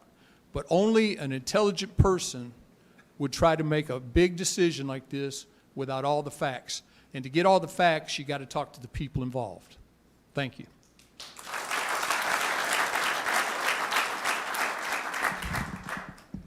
Good afternoon.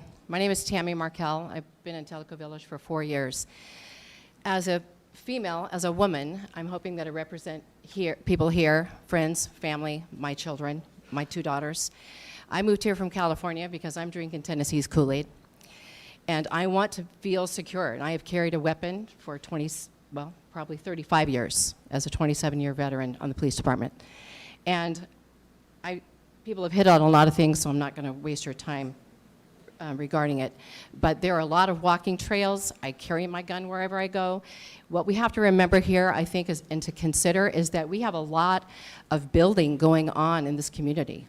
I mean, several hundred homes right now are being built. A lot of these people, we would like to think, that are doing the construction and mowing the lawns and everything else are upstanding citizens. Well, I can tell you that they aren't.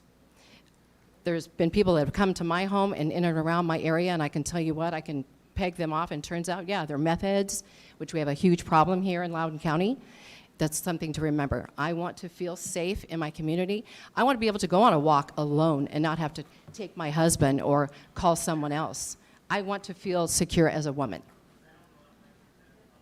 So now I just want to hit on the budget real quick. If the board decides to put this policy through, what does it mean? How are we going to enforce that? Metal detectors, higher security, and what budget will it implement? How are we going to pay for it? Additionally, how and who will the board appoint to complete prosecutory reports for law enforcement in order to enforce the policy? And maybe we think about funding an additional sheriff deputy in the village. Thank you.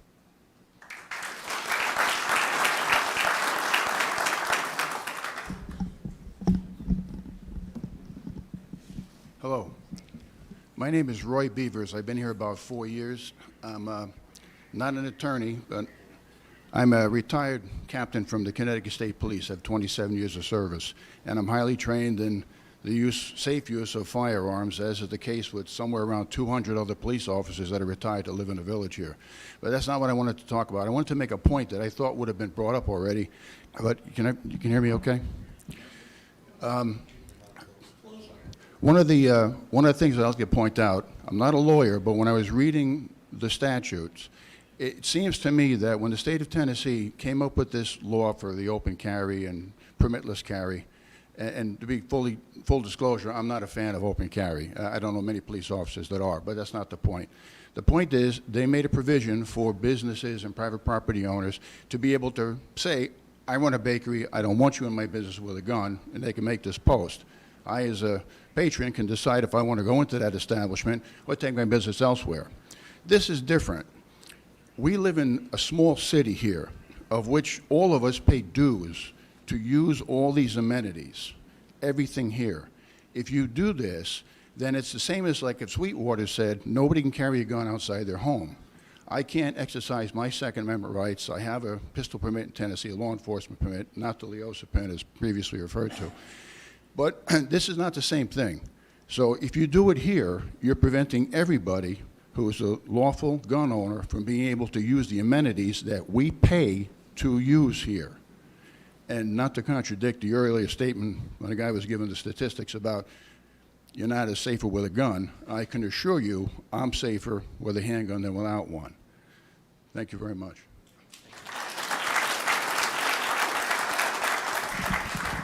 Roy's about 6'6". I think he's pretty safe. My name is Bobby Ramsey. I am a native Tennessean, but just a short time in Tellico Village. I spent about 15 years outside the state. Chose to retire and come back here. I came back because I know Tennessee's got conservative principles and stands up for the Constitution and its amendments. We earned the name volunteer state for a reason, and many have given everything in their lives to protect those rights, and those are being infringed upon with motions like this. I've met many great neighbors from many different states, but they've had to leave their states that they love because these rights just slowly erode away, and it happens step by step, and it doesn't need to happen here. I've got many friends that are retired law enforcement, retired military, and I know they've got my back, and I've got theirs. The POA has been mentioned, and I believe your apology, but they tried to slip one by without public input. There's a lot more input on this piece of sand at Tugaloo that was done with research and out front and open, and this just about didn't happen that way. And honor and respect has to be earned, and you're on the right track, but things like this take a long time to overcome. Thank you.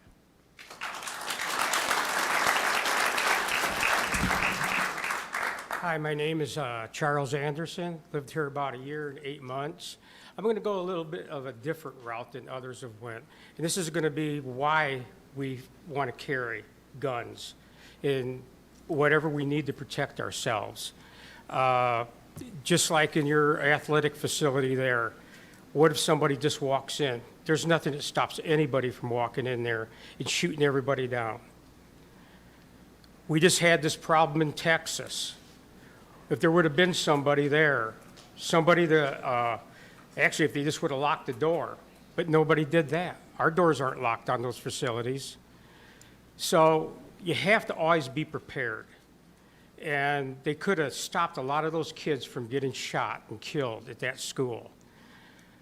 I know myself that I didn't carry a gun for a long time. I had it, but I felt weird carrying it around. Till one night, a store near me, some young man walked in there and shot the clerks down, shot some shelf stockers down because he's upset. Just because he's upset, he is mad at life. So he shot these people down. What if one person in there, now the police did kill the guy. They got there as fast as they could. The first thing they did was they went in and shot him down. But the point is, he killed 4 or 5 people before that happened. So it's having our protection on us no matter where. They can walk in, that we can defend ourselves. I remember 20, 25 years ago in a small town, really little burg, a laundromat, the only laundromat in the town. This was on national news. These guys that just robbed a place decided they're going to rob that laundromat. Pull in the parking lot, go in there, these women just sitting there, reading books, watching, and they killed all 6 of them. Shot them all in cold blood. No defense. I'm just saying is, we want that opportunity to be able to defend ourselves. We aren't young people anymore. We can't be karateing people or anything. So, you know, we got to find other ways. So, and mine was, in that store was, I started carrying my gun. I said, I don't want to be that person that's screaming for help, that's screaming for mercy while they're pointing their gun at me. So that ain't going to be me. They may kill me, but I'm at least going to have a fighting chance. And I tell the people that guns offend them, when I say things like this, if you're in a situation like that and I happen to be there, don't go running behind me to protect you then. That's what I tell them. They're so against it.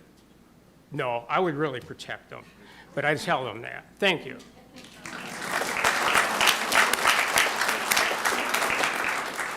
Afternoon. I'm Mike Althar, been here for 6 years, moved here from California. Again, if you think that gun laws and keeping guns out of people's hands is going to make a difference, it certainly hasn't in California. But one point that hasn't been brought up is a side effect of implementing policy like this. If people can't carry guns into the restaurants, they're going to leave them in their cars. If you look at last year, over 1,300 guns were stolen from cars in Nashville. Over 1,800 in Memphis were stolen from cars.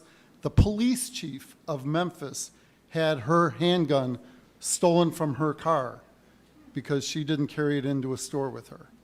So, you know, if people know that our residents can't carry guns into restaurants, they know that they're leaving them in cars, that becomes a different target-rich environment, not necessarily going after people, but going after handguns. Just another item to consider as you make a decision.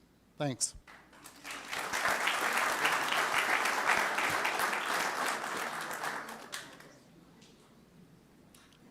So my name's Neil Gottlieb. I've been here about 4 years. As many others here, retired law enforcement. And I see two things that haven't been brought up yet. First being, has anybody on the board, when they went to the lawyers, did anybody take into account, if you put this policy into place, how are you going to keep people that don't live here, that come to golf, that come to restaurants, contractors, everybody, all these people that come into the village, how are you going to keep them out? What are you going to say, you can't bring a gun in here? Are you going to stop them? Do we have a gate that I don't know about? All right? Kind of hard to do. And the second point, I think we as, and everybody, not just one side, I think we as property owners have the right to know who on the board put forth to the lawyers this policy. I'd like to know who thought it was a good idea, by maybe a show of hands or whatever. Well, I can answer.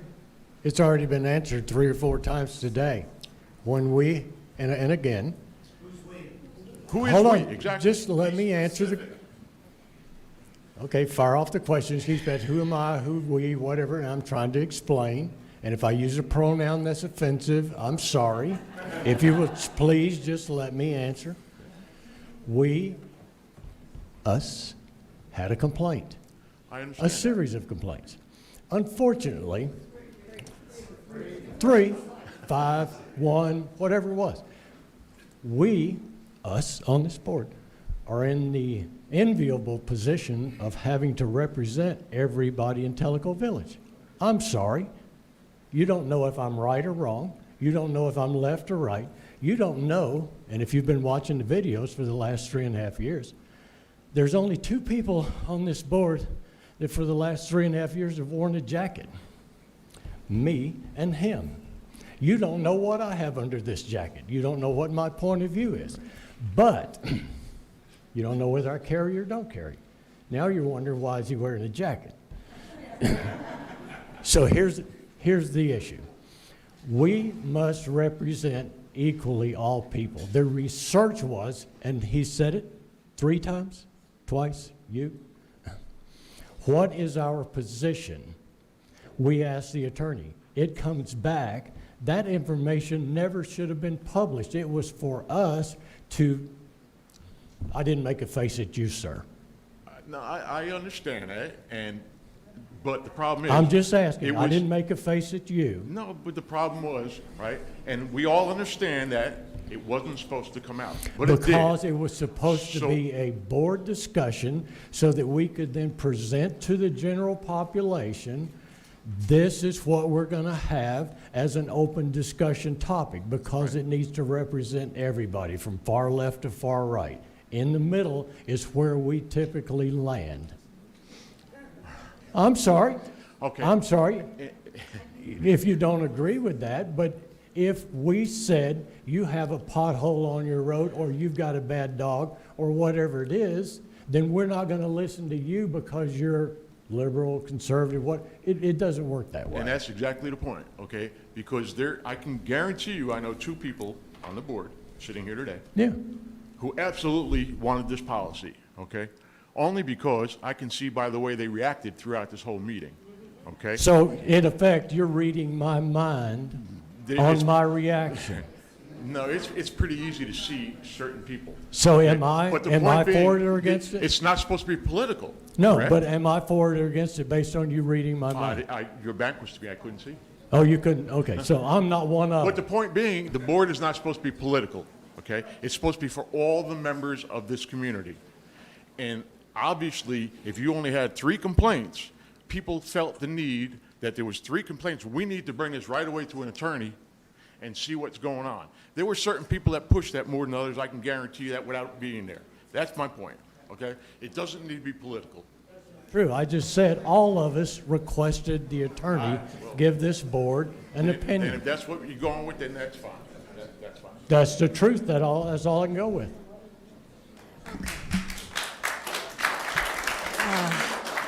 Okay, my name is Rosie Ratcliffe. I'm married to Bob here. He's a good guy. Thank you, Pat, for what you do, because he is a good guy. Anyway, I'm one of the women that live in Tellico Village that has carried for many, many, many, many years. I have an enhanced permit, and I feel as perfectly comfortable with it as I do putting on my makeup. Why? Because I got training, and I got the best trainer here, and also Paul. And I just want to mention something that a few years ago, remember that shooting in Aurora, Colorado? Okay, 3 days before that, I was sitting in that same theater, in that same section that those people got killed. I didn't know that until my friend who lived a half hour away called me and said, "Did you hear what happened?" I go, "No."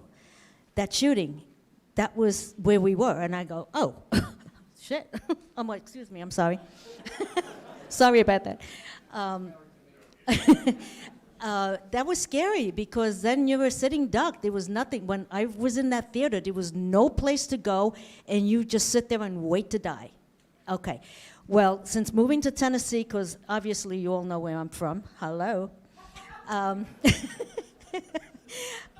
We left that crazy state, New York and New Jersey, because of the gun laws, and we are ecstatic living here. First thing we did, my husband got involved, I got my gun, and I love it. We go to the range, we practice. Well, he practices a lot more than I do. But I feel very comfortable, and I don't feel vulnerable as a woman. I feel if I'm sitting in or going in a grocery store, if anything happens, I'm well aware and comfortable knowing how to use it. I don't want to, and I never want to, but if it happens and I'm cornered, that's when it's going to happen. But I don't want to feel vulnerable or a sitting duck as a woman who's very busy and is always all over the place. I'm everywhere. I go to the churches, I do the concerts, I do rehearsals. I'm involved in so many things, and I feel comfortable carrying, because if anything happens, and you all know how many places have gotten hit, you can't even go food shopping anymore. So I just want to say, please don't do that to us. I just want to continue feeling comfortable living in the village, because it's happening and it's coming. And if you think it's not going to come in Tellico Village, you're fooling yourself, because it is coming. It's happening. Thank you.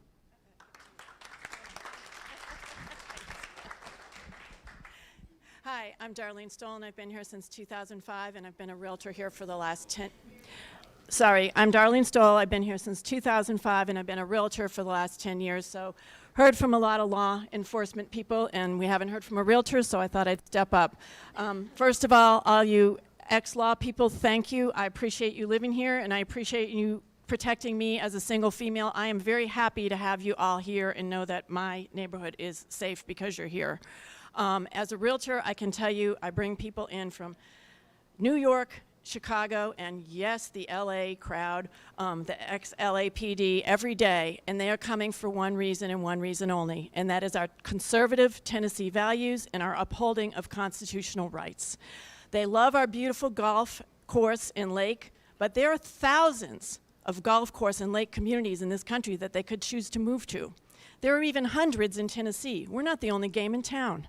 Can you imagine when I'm touring them around and we stop for lunch at Tanasi, we go in and there's the little sign with no firearms. As I think one gentleman already alluded to, I don't think I'd have quite as many sales. And your property values would be about where your stock market portfolio is right now.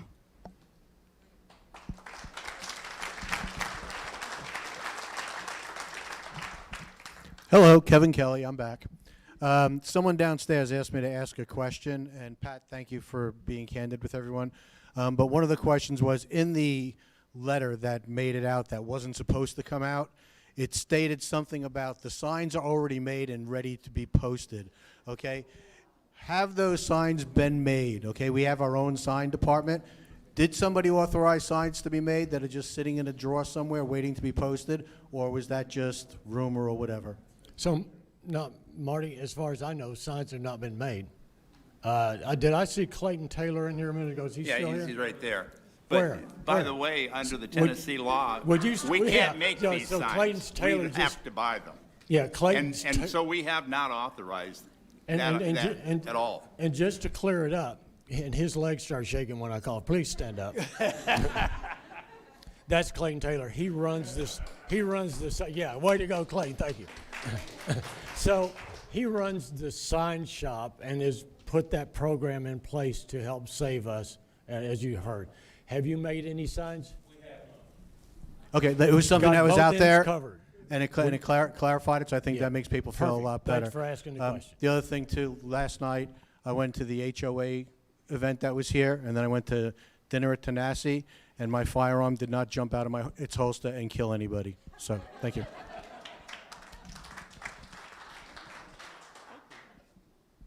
And my name's Gary Cox. I've been here since 1997. I had a dealership on exit 62 in Sweetwater, 8,000 square foot dealership for 24 years. So being on and nobody knew that I had a pistol with me almost the entire time I was in business. Simply from the standpoint that, and there were a lot of issues where we had some incidents that occurred, you know, and I am a concealed carry enhanced lifetime carrier. I can really make it succinct. If it's not broke, don't fix it. You know, you're asking everybody, however many people that, like you said, 2, 3, whatever, that said something about it. But the vast majority, as you're finding out, you're endangering them, and to their minds, you're endangering them. So you need to take into consideration the entirety, okay? Because there's a lot of stuff out there that is kind of protected now, has been protected by the bubble. And all you're doing is you're drawing attention to us. So, thank you.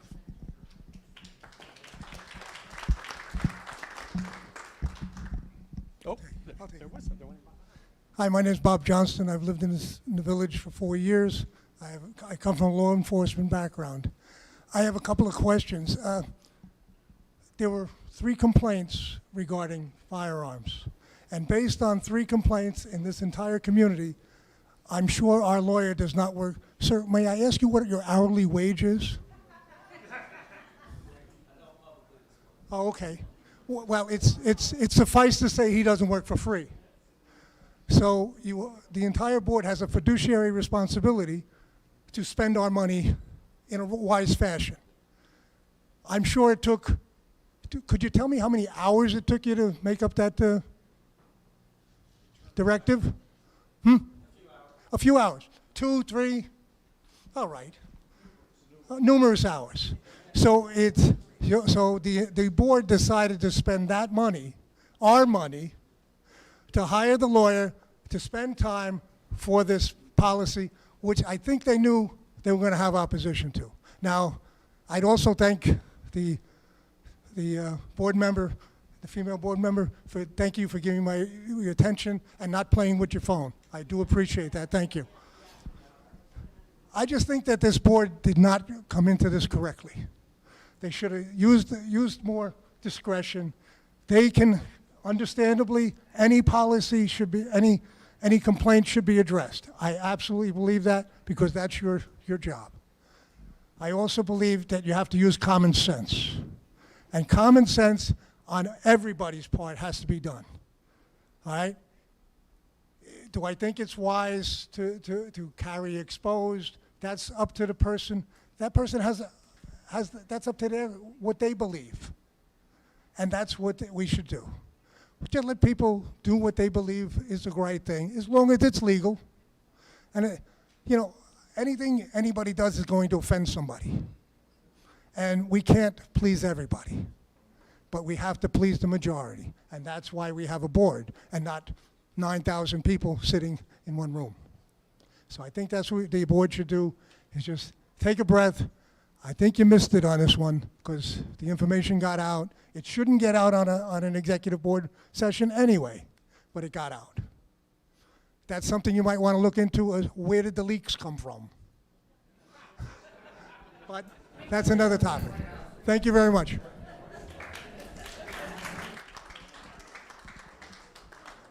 My name is Jim Bottenhorn. My wife and I have lived here in Tellico Village for about 10 years. I just have one thought. You've spent a lot of time, and we've spent a lot of energy being here this afternoon and your research coming up to this point in response to 3 complaints. I'd like to ask those people here gathered, how many people here right now would feel uncomfortable going into a Tellico Village facility without the ability to carry? Without the ability to carry. Okay, I think we outnumber your 3 complaints, so we're filing a complaint now saying that we would like consideration about being able to carry. Thank you. How does this go down? Oh, here we go. Hi, my name's Karen Dobesh, and my husband and I have only been here maybe 6 months.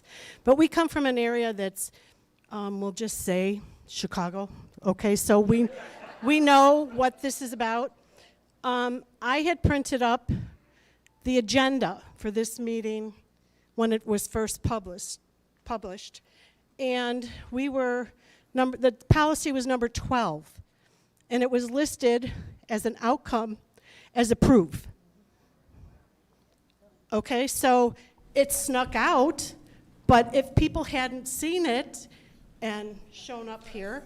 May I answer? Yes. Yeah, so we start on an agenda about 2 weeks after this board meeting, and then if I don't turn mine in, which I had to greatly apologize to Shannon over here, if I don't get it in by the Friday before, she wears me out.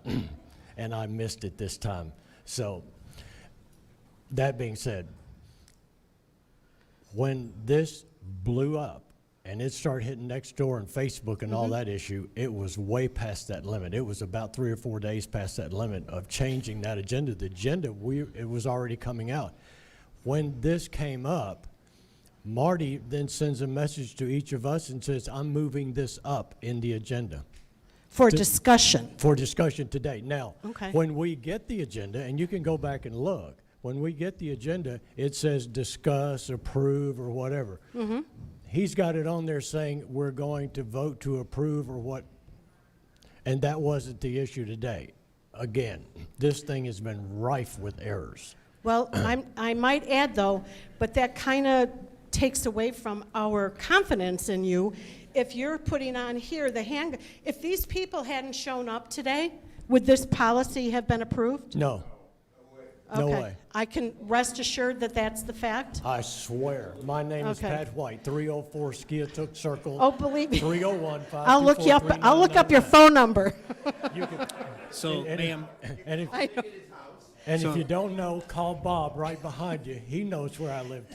But in defense of everyone that is here, not that they need defending, I'm just saying that when you let something like this get out, which somebody did, then we lose a little bit of confidence in your jobs and what you're doing. Yes, you do. And Okay. let me explain something else to you. There is an inherent, and to a large degree I am too, and again, I ran for this position. I didn't do it because of political. I had no idea that I would ever do this. I have a particular reason for running for this board position. And when we, and I'm 70 years old, and sometimes things just go, whew. And it just did. That's okay. Remind me again what we're. Well, I'm just saying we lost confidence in the board and their ability That's it. to That's represent us That's as a it. community. It I won't came say back. too much more because you'll lose it again. Well, everybody that I've discussed or worked with on this board, as one time or another, had that same non-confidence with the board or with government. When you read Nextdoor post or Facebook or emails and the 500 and something that we just got, the posts on Nextdoor, and thank you all for doing it. I've looked at more videos and law reviews than I have in the last. But the issue is, there's a lot of people that don't trust us anyway. From the time they move in and put their down payment on the house or they cash in, and they say, I've got a POA or an HOA, they don't like us because we're typically those that slash mailboxes and do, and that's not us. And that's why I moved here and selected and did my due diligence on this POA, because this POA has got very little teeth other than ACC and things. We don't have parking fines and cars parked out, and I'm gonna, you know, but the issue becomes, how do you represent everybody at once? And the mistake that was made is that we're discussing a request to an attorney to say, where do we lie in Tellico Village regarding this? He gives it back to us, and then it hits the telegram. It never should have done that. Our discussion today in an executive meeting should have been, what are we bringing up today that should have been in the agenda discussing guns, rather than what we had done, because that's what you made, we made you mad, and one more little step down where we're already not trusted, and we work hard to do that. And I'll give you an example. I heard it earlier today. You do things behind closed doors. I have never, nor has he, nor has any of those people there that vote, have ever voted on any issue other than personnel and legal, other than an open meeting. Never. You can call, and you will, you'll go and get on Nextdoor and say, I heard that sucker and he's lying to me again. I know you do, I can take that, but we have not, and my question is, show me the one that I did. I'll give you a good example. Dear and dear to my heart, Bob will understand this. Do you know that we voted to make Tougaloo a public beach? Do you know we did that? Never heard that. We so have I never, haven't been on here long this enough. board, voted on Tougaloo, public or private. And it went nuts in the community. We never voted. I challenge you, go look it up. I can show you where the vote was taken. It's in the minutes, it's legal. So if I'm lying, prove me wrong. But, so my point is, we apologize. We're very sorry. I'm particularly sorry and humbled by you guys showing up to voice your opinion. Good for you. Okay, well, hopefully the future will be better. We'll try harder, I guarantee you. It's a Thank lot you. easier than doing and I this. just want to add just a little bit to that, is we, the board, certainly acknowledge that we took a credibility hit here. We understand that, and like Pat said, we were very humbled by this. We all had a chance to review this document that we talked about before it went out and went public. We all viewed it as a discussion tool. It was very poorly communicated. We should have caught it. We all understand that. We should have caught it. In retrospect, we wish we could have pulled it back. In fact, I will tell you that I interviewed a potential candidate for our CEO position earlier this week. And one of the questions that I asked him was, as a leader, did you ever make a decision, or tell me about a decision that you made that you wish you could have back? And I was thinking of this one right here.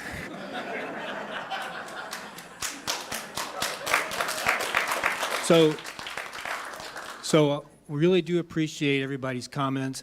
We know we have to earn your trust back, and believe me, we will be very careful about things we put out to be clear that in our communications what they really are. And we set off this firestorm. We need to take the hit for that, and we will endeavor to do better. I have a comment too before, I don't know if you're going to limit or we're just going to keep going all day. And it doesn't matter. But Let me jump ahead of you, because I'm getting... no. Yeah, go ahead, Bob. Go ahead, Bob, Actually, please. before Bob goes, we're going to do Bob, and then I think this one other lady, and we really do need to shut this down. Understand? Yeah, I appreciate I used my 2 minutes. I just ask you to indulge me one more question. You've had a lot of opinions and perspectives. You got a lot to digest. What's your forward plan? Is there going to be further consideration to this? Are you going to look and say, geez, we didn't expect all of this, so we're just throwing out the possibility? We're not going to make any rule? No. What is the plan? Are you looking, let's get some volunteers, form a Tiger team, and go ahead and discuss this? The mechanics, what are you guys looking at going forward? Thank you. Go, Marty. So that's exactly how I was going to close this session, and if you can wait just a minute while we take the last one, then we'll talk about where we go from here. Okay, my name is Lee Hendricks, and I had a similar question. I just wanted to see, like, for the record, having heard all of these opinions and comments, can we get an informal board vote? So At let least, me- can we get a in favor, not a, I mean, it's, no? So the way this was set up was that this is going to be an input-taking session. Okay.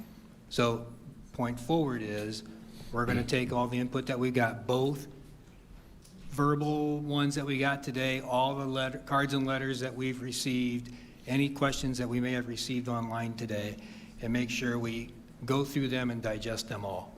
Okay. This will be a topic on the next board session as well. What flavor that'll take is to be determined, whether we decide to drop it completely or provide some type of a modification. That needs to be determined. But rest assured, nothing will happen without proper communication to everybody. Okay, and just one more thing. For purposes of voting, next opportunity, I'm wondering if you'll be able to state individually who supported and who didn't. Most definitely. Okay. Yeah. Thank you. And may I add something, Marty? Yes. I think everybody that was in this room, got expelled for this room, is downstairs and is online. And let me explain to you why. Rick and I have been here 3.5 years, and it goes down to 2 years to 1 year, whatever, half year for John and Bob. I have never seen so much personal involvement in the governance of Tellico Village as this. I hate that this happened, but holy cow, this is cool. I heard your input. You told us your input, and you stood firm, or you had your, and today, instead of sitting here listening to people screaming and clapping, because I have a problem with my ear determining who's talking in the background and who's talking here. And I was able to hear every one of you. You were polite, you were educated, and you made your point. And I can't tell you how much I appreciate it, because it could have gone south in a hurry. And thank you for your involvement, and please, don't just get involved in this. You can look at an agenda and say, nope, nope, oh, I like that one. Watch it on the video. Come by and see. Call me. Contact me. Send me a text or a message. We're here to represent you, and if you just sit out there and, oh, what are they going to do now? Then I don't hear you. Please, Bob. Okay, could have gone north. I'm from Greenville, Mississippi. I'm sorry. There isn't much south of that. No. Just a quick suggestion, since it has been put out there that is kind of rumored and it's been out on Facebook and everything on how this was coming to pass, you need to put something out there saying this is not at pass right now, it's under further review. Then I'm going to ask for your help. Okay. And Bob is still here, and people that read Nextdoor, and if you've heard me say the last 3 or 4 years, I'm a connoisseur of Nextdoor because I get to see all opinions, right? Agree or disagree. When we put something out there like that, you're immediately going to see they just kicked it down the road. I need some defense. This is what we talked about. This is what we did. This is where it's going. Whether you feel confident in what Marty said, whether you believe him, that's up to you. Come back to the next board meeting and see. But you're going to see the negative comments on social media that we just kicked it down the road, we're not going to make a decision, et cetera, et cetera. And all that's going to do is educate the people that don't know, and they're going to take up the outcry, and off it goes again. That's the way it works. Correct, Bob?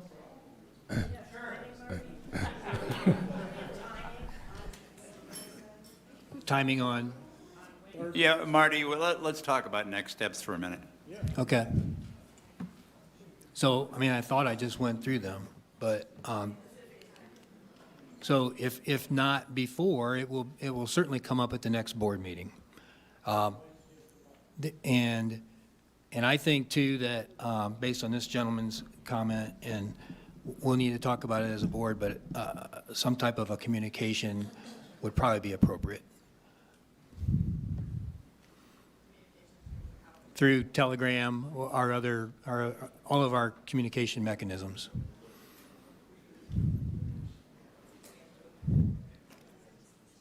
All right, we need to move on to other business at hand. So again, appreciate everybody's attendance, and you are certainly welcome to stay for the rest of the meeting.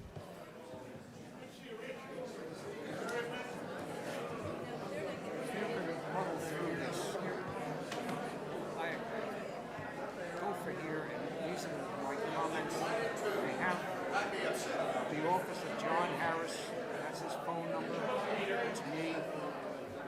They do say that there is an alternative, which I tried to bring out. I would much rather see no signs posted. If everything just goes away and you have to do something, that might be reasonable. Rather see nothing. A lot of people still believe that we have the Constitution, which I don't.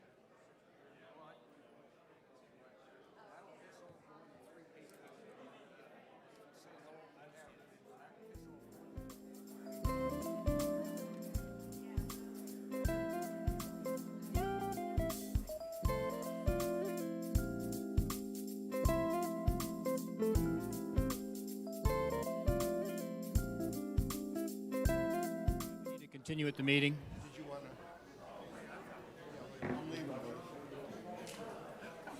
Jerry, thanks. You're quite welcome, yes. So I had to make a couple of phone calls for Jeff's history files as far as looking over. Okay.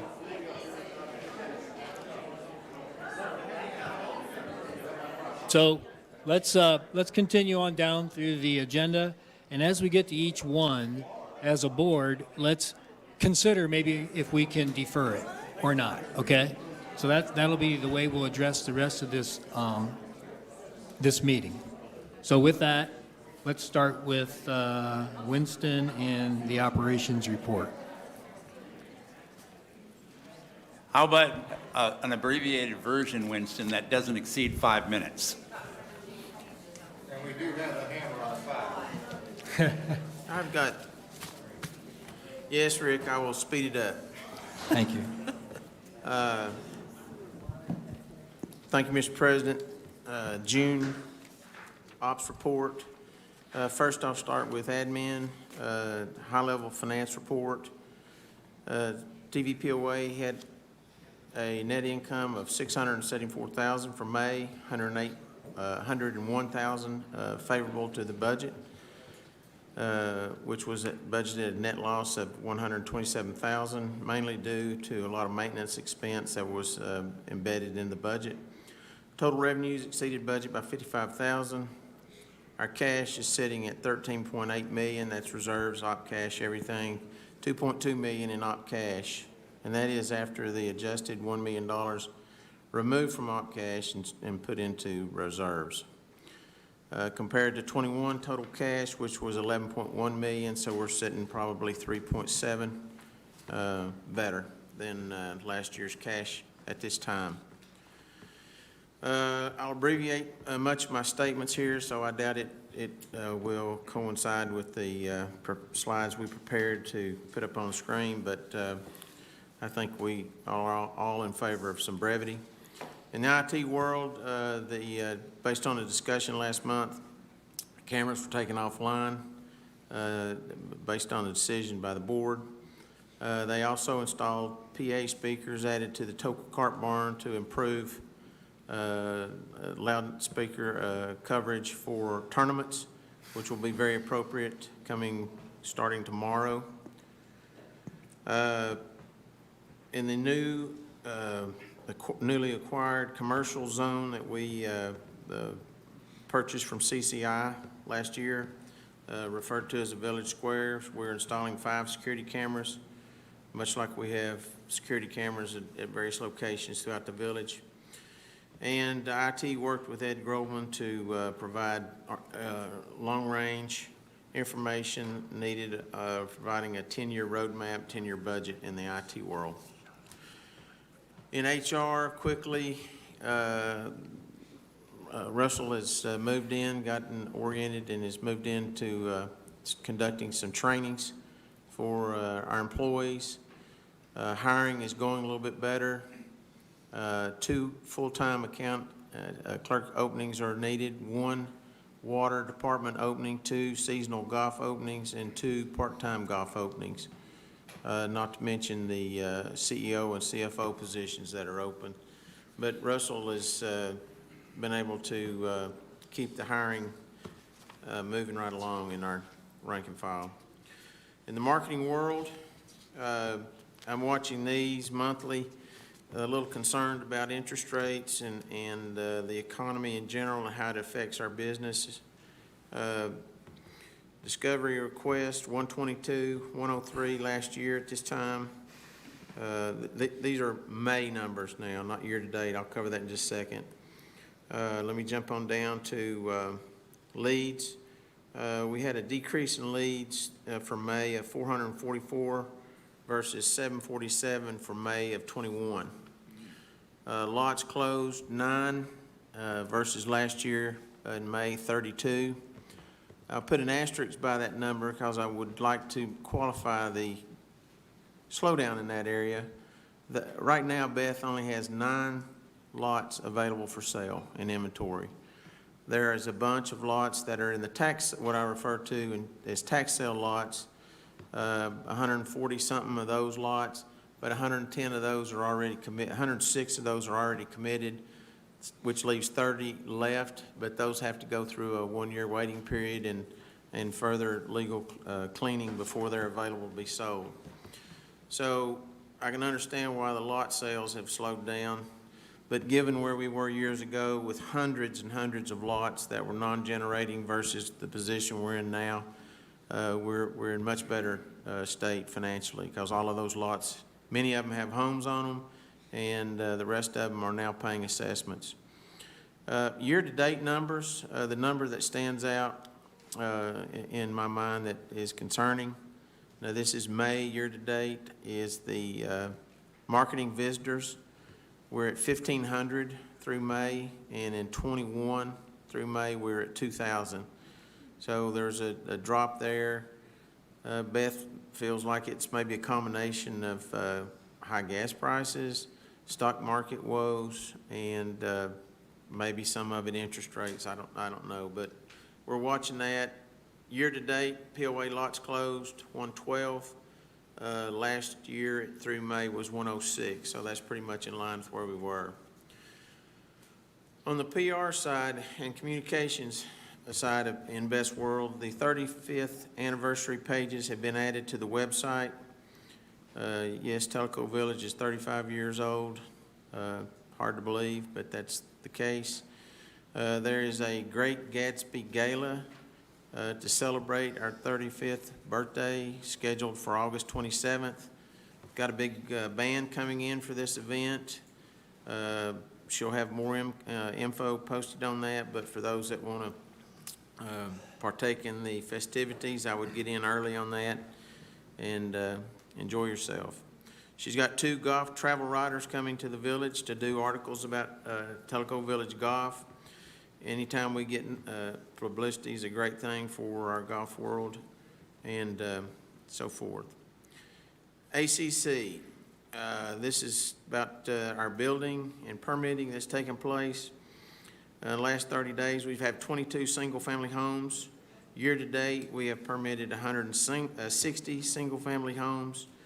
That same time period for 2021, we had 166, so we're right in line with last year's, although I do expect maybe to see a little bit of slowing down. Currently, we have 334 homes under construction. Public Works.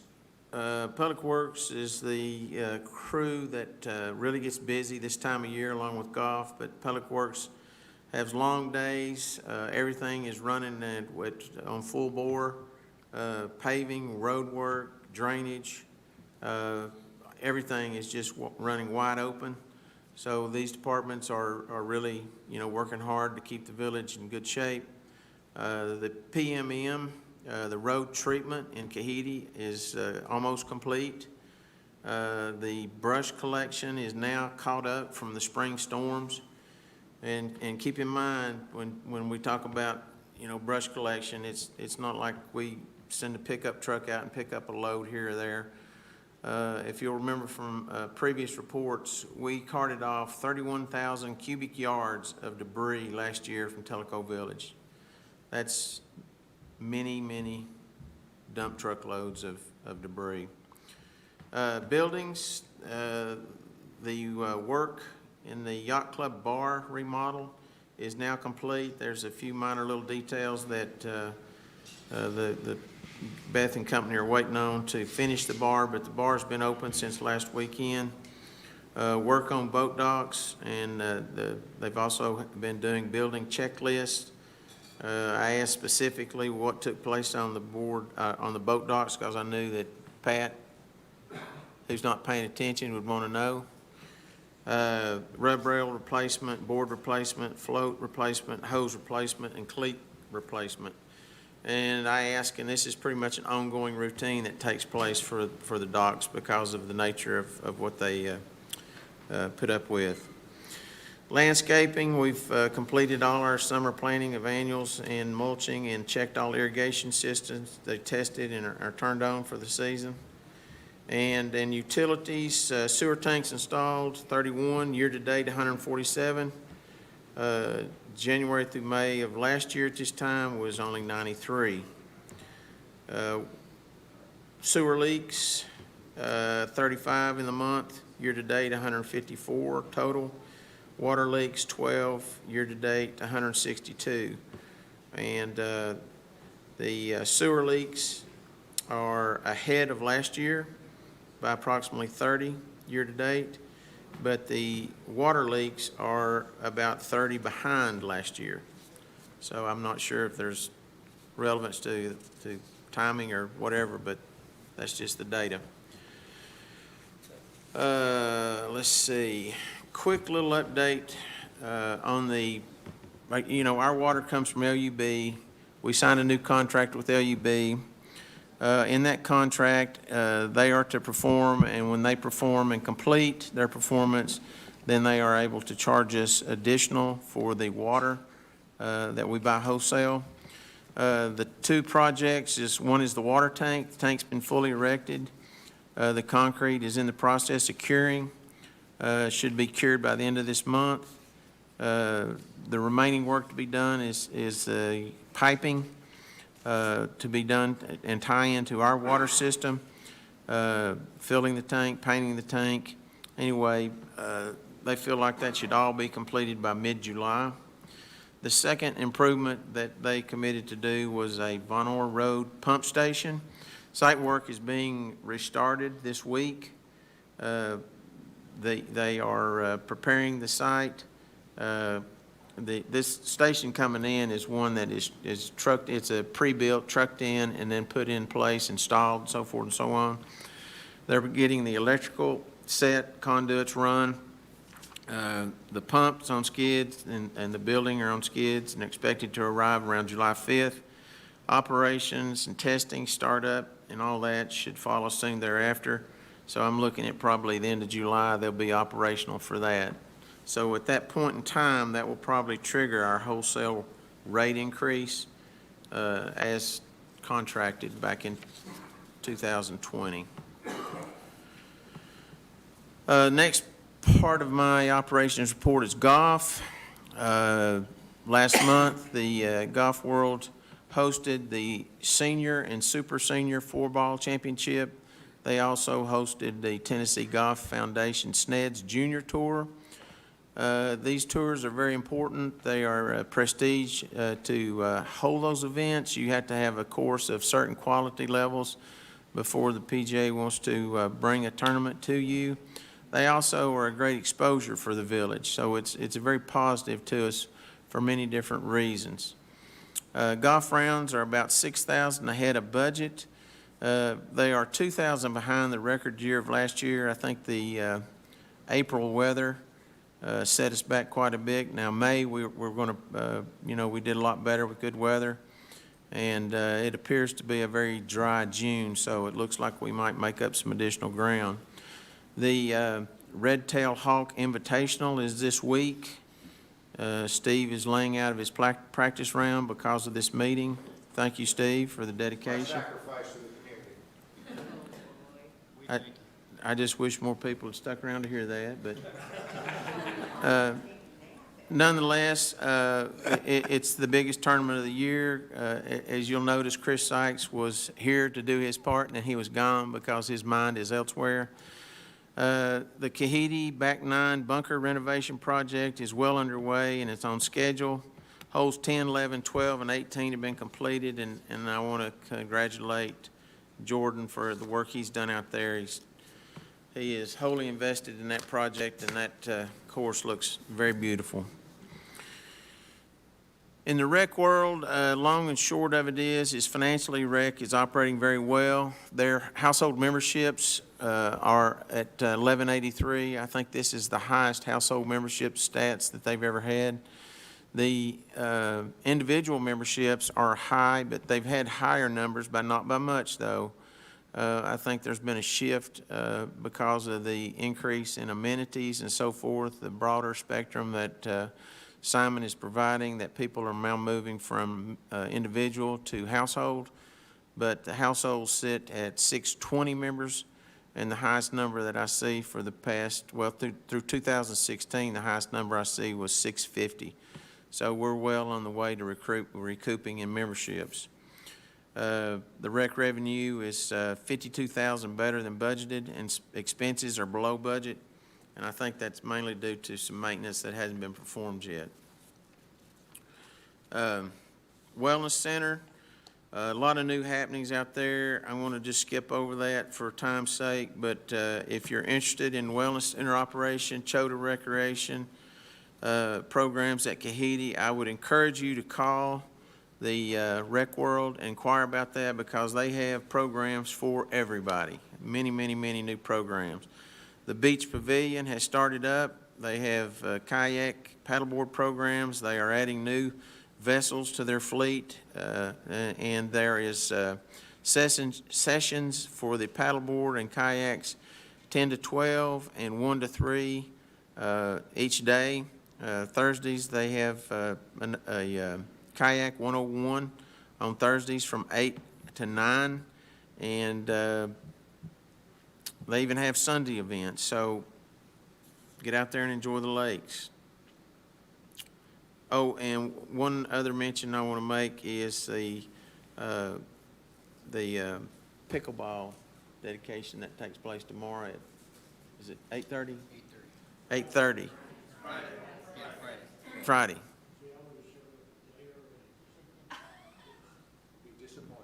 Well, I did that on purpose, if you're listening, Pat. Thank you. And the last thing that I'm going to cover very quickly is the food service. Food service world business is still very strong. Of course, this is, peak season for our restaurants. New bar at the Yacht Club, as I mentioned, is 100% complete, other than just a few racks that need to be hung as soon as they come in. It's been in operation since last week. AWE still is struggling with consistency of supply.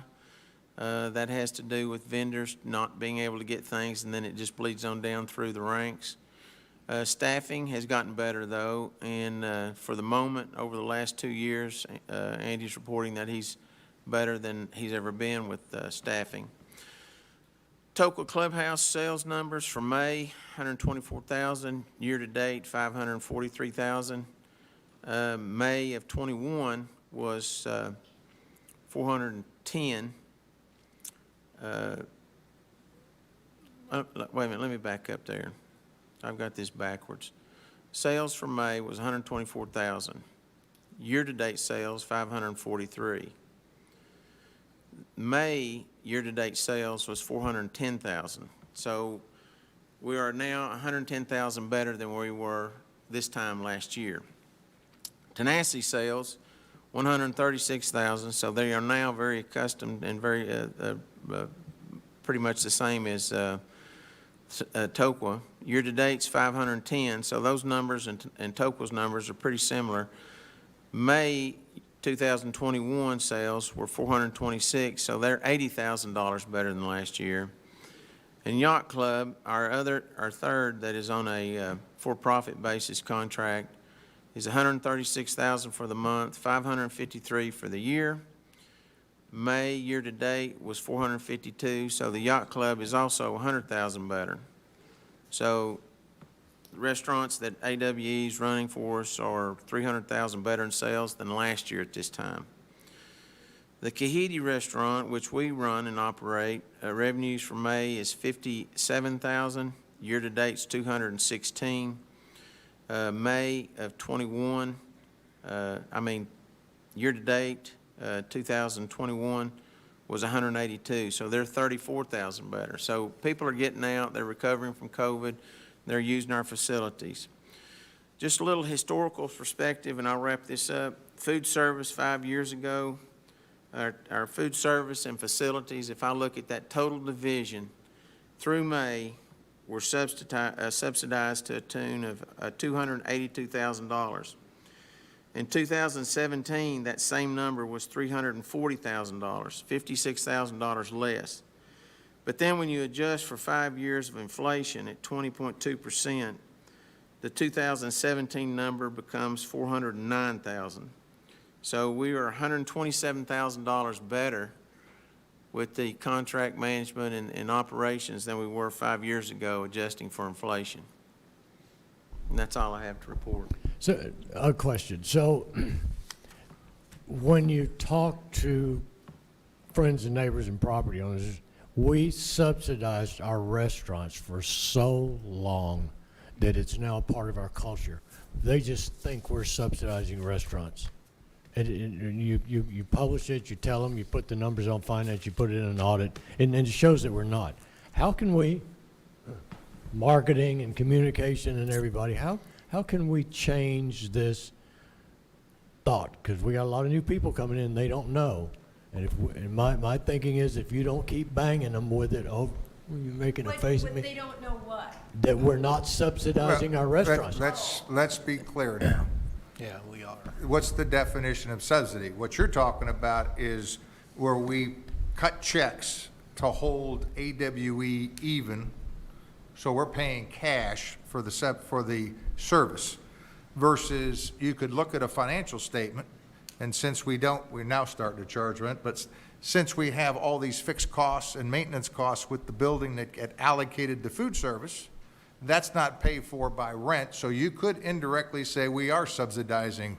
So we got to be clear that it's cash payments. Yes.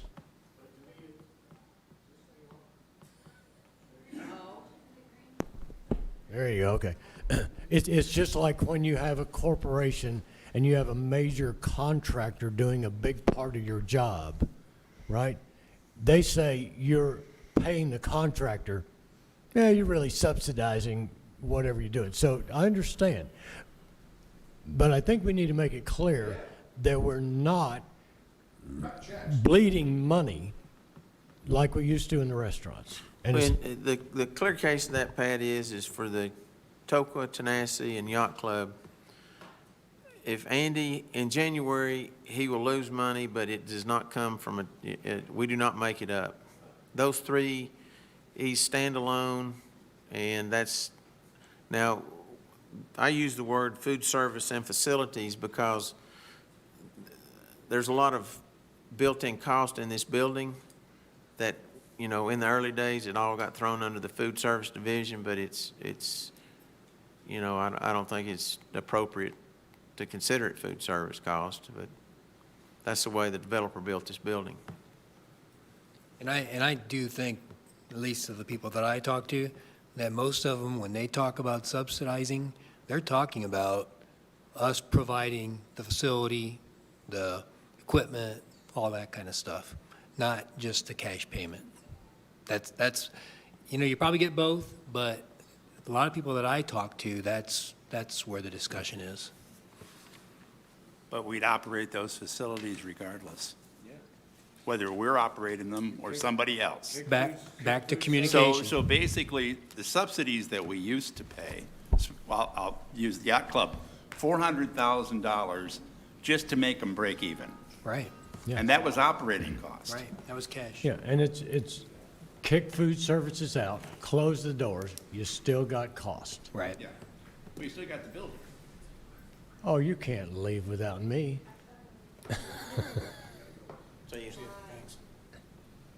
Okay.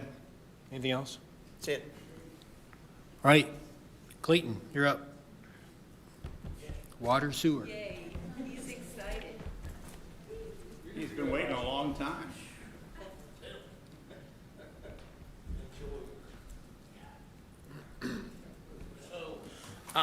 Thank you all. I know y'all have had a long day, so I'll keep it short and sweet. Y'all have seen my recommendations that I sent you all.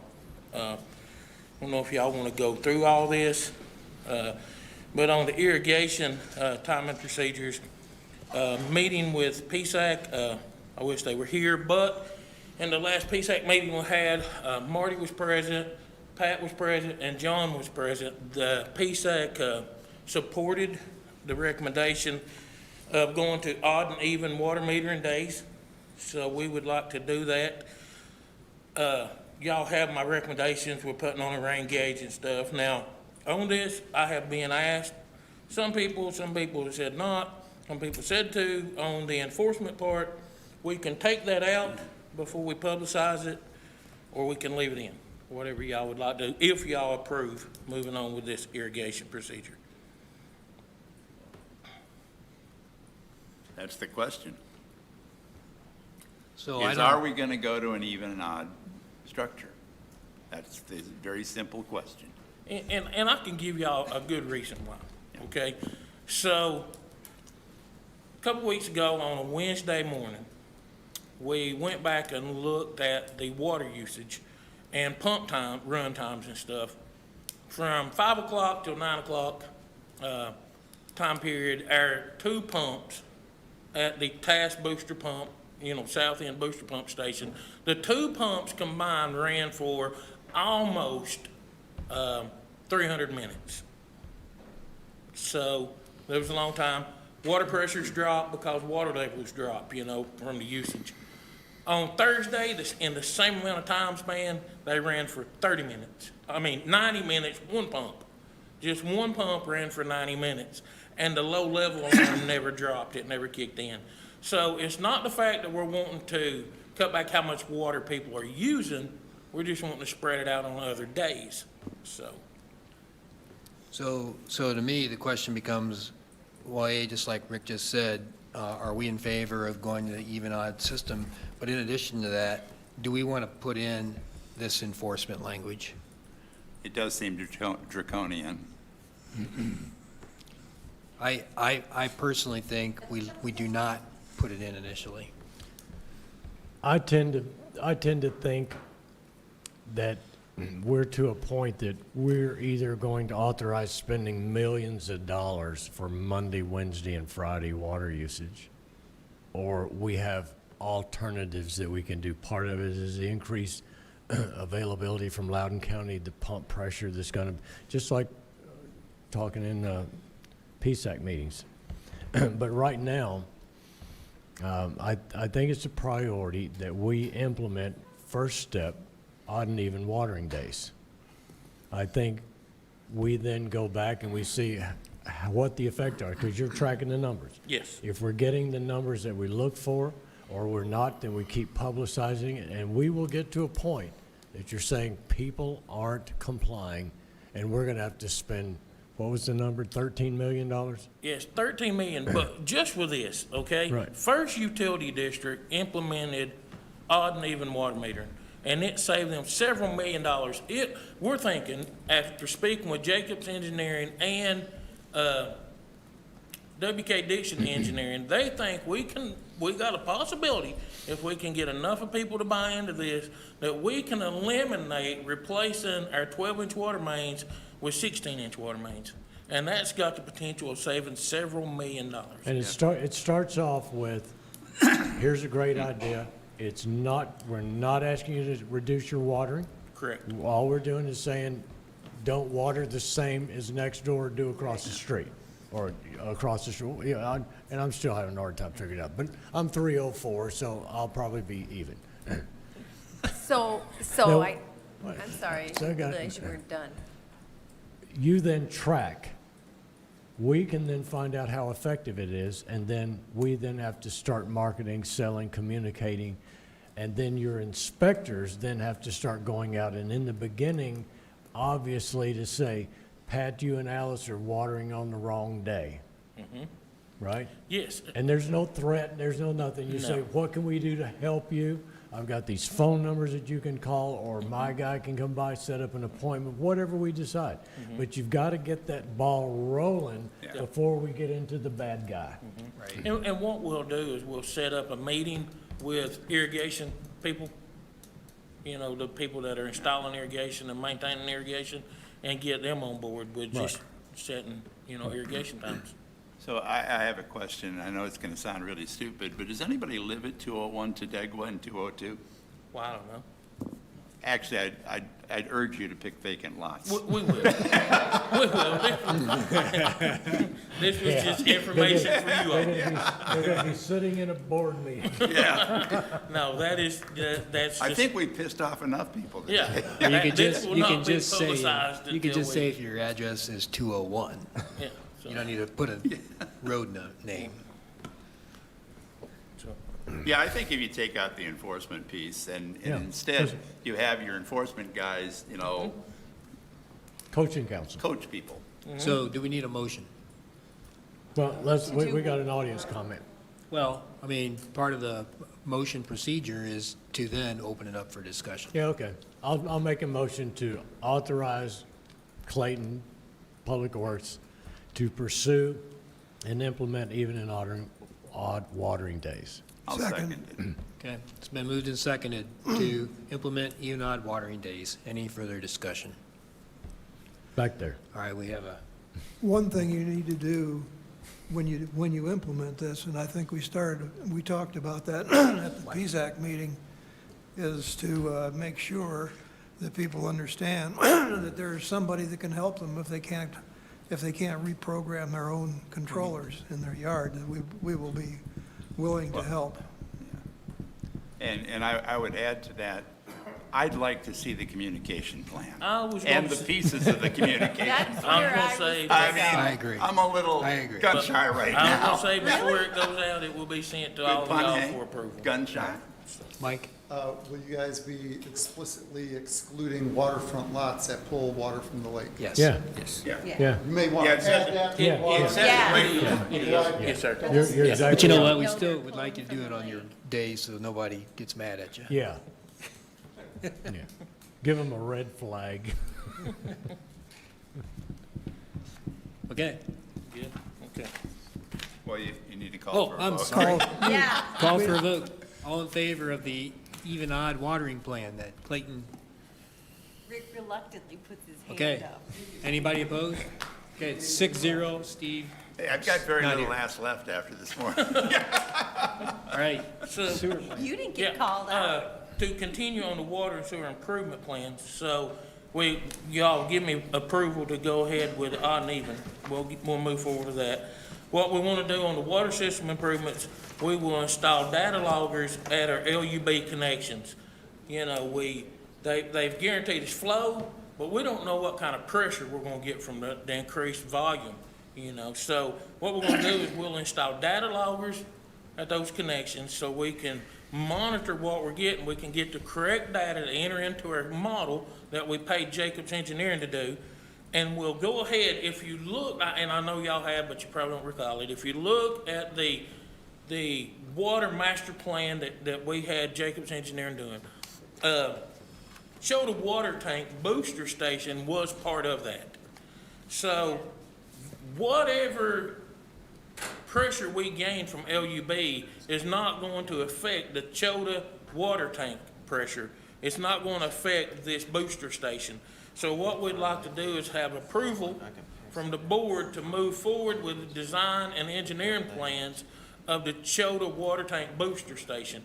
As Winston was talking about, LUB is going to put the one on Vonal Road. It'll be a package unit that they'll roll off and hook up. That's what we'll do up there. What that will do, it will increase pressure, but now, during the wintertime, a lot of times we have to dump water out of our our water tank because we're not using enough and it'll get old, you know, so you don't want to pump bad water into your system. Yeah. So this will allow us to pump it out, push it through the system, and keep it circulating and keeping, you know, water from getting aged. Not bad water, it just won't be aged. So we would like permission to move ahead with design and engineering of that. Well, are you gonna make a proposal that has dollars on it? Yeah, that was my question. Yes, what we'll do. Yeah, I mean, I'd just tell you to bring that proposal to the board. Yeah, go ahead. Well, I mean, I couldn't do that until y'all said, go ahead. So I'll get with Jacobs Engineering. So Pope Marty will give you his blessing. So when y'all say you're fine with that. Go forth, my son. Yes, go. I'll get the proposal and. Same with the sewer. Okay, all right. Same with the sewer, you're good with? All right. Yes. Well, I'm finished then, sir. Wow, You done? So, yeah, I mean, you said the same thing with the sewer, so. Yes, come back with dollars and okay. Yeah, something to approve. proposal, yeah. Because we'll have to. All right, I recommend that we defer the next two, which is TDOT street signs and 2022 capital major projects. oh, and here we just got this big piece of paper. Well, He's going to hand them out so you can review them. You can read it and then call me with questions. Okay, will do. well, Pat? could I ask a question about TDOT street signs? Yes, sir. Are we making any request to have any signage changed along Tellico Parkway? Are we? The POA. Are we asking for any sign changes? POA has never done that. So No. we received a letter from TDOT that's saying we need to make sign changes. Where did that come from? Who's telling us that we've got to take down neighborhood signs and move them? And TDOT. Okay, but why are they doing that? What? Okay. Why is he telling us we have to take signs down? He is telling me we need to take the signs down because we had someone in the village, you know, now this is the phone conversation, someone in the village called in and complained. And he said, I know exactly who it is. I'm not gonna mention names, we know who it is. In his email, he said that someone above him, his bosses told him to remove every sign off of Highway 444. That signs were not permitted on Highway 444. Okay. And these are the blue signs. Oh, it's all not of just the them. blue It's all of signs, them. it's the, Choda's over here. yeah, wellness neighborhood, centers. the five-star all neighborhood of them. area, All of them. all those signs. Well, and I So- believe there's a new sign that points to the wellness center. I Yeah. think that's a new one. Are you talking about the It's a white neighborhood one. signs? No, The street sign. No. this is a, Yeah, that's, every sign that he sent me that needs to be removed. So, Some of them are ours, some of them are not. right, so can I, and Yeah, these are the and blue the reason I didn't want to skip it today, because I see Mark down here, and I don't know a lot about that other than what we discussed this morning. we've got to have a communication, because when you lop a street corner, you cut an easement, as we've done when you leave our neighborhood this morning. Did you see that big cut they made for the safety? We're going to get an outcry that those trees were cut back, and they did such a nasty job. But it's the same every time, because when we start pulling those signs down, we're going to get blasted again. I just put in a request to Highway Safety to find out how that got started. Okay, so I was just going to ask Mark, since I mean, he these was are really here. signs that direct people to our facilities. Yeah, I was just going to ask Mark, through your HOA communication, can you not help us get the word out that somebody made this request and they want all the signs gone? Things, but I think it needs, I mean, the last I heard on this was that, Clayton, you were talking with TDOT, and it was mostly a process of filling out their permit applications or maybe paying their license fees or something. But maybe that's the last I heard, so if I'm off base on that, I don't know. Where are we at on? That was what we were hoping. Yeah. I had sent him an email, and his statement here is, there is no signs permitted on TDOT right-of-way. However, there is a program that I requested information on when this first came up regarding the blue signs, and a man from the traffic office sent me this following. And it talks about this, but it said, he gives the guy's name, but then he said, Eric Jackson, he's the headquarters traffic, would be a good contact for them if they wanted to consider signs like this. But said, I do not think there is a way that we would sign it otherwise, but if the request comes, we will have to dig into TDOT sign rules to give a final answer. So they're saying, you gotta go to the guy in Nashville, but then if they say they're okay with it, then they've got to dig into the TDOT rules to see if it's acceptable. So it's like. Okay, so the way I understand this is that blue and brown informational signs are part of TDOT, and they're allowed on state highways. And so if there's an application process that we need to go through, then we should be able to follow that process to go through it. But we it's don't not that comply. simple. We don't, so TDOT has always worked with us on because we're a community Yeah. within a national, or state highway. And always have let us put those signs up, never had an issue. Someone complained, and now someone above him has an issue. It's been like this for 35 years. Right. Yeah, All but- of our signs don't comply to follow but the TDOT. wh- Half whether of them they wouldn't don't even or- be able to be but put back there- up. There has to be, I mean, there's blue and brown signs all over the state, so For 444 is no tourism. different. We just need to figure out that process and go through it to get the things either approved or modified so they are approved. We've been I trying. I I wished don't it think this was- is a case where they're all going to get ripped out and we can't come back. I can I see think that. we have to No, figure it's out the that sign- process. The rule says tourism. It has to be Yeah. open to the public 5 to 7 days a week, which a lot of our stuff would not comply, although it helps property owners. So they're going. Yeah. They were supposed to be removed probably 3 weeks ago, and I've been putting them off and putting And them now off. we're in trouble. Yeah. Anyways, back to the question. I mean, communication, I mean, we're happy to coordinate this. I mean, we've been kind of working with Beth in terms of coordinating highway safety things through both the telegram and the voice. And So your where we're highway asked to go. We just got to safety- come up with what's our message so Yeah, that we're okay. both aligned and we're all Thank you. saying the same thing. Yeah, I mean, thank you. And Highway Safety Committee is the same place. That's Eddie, right?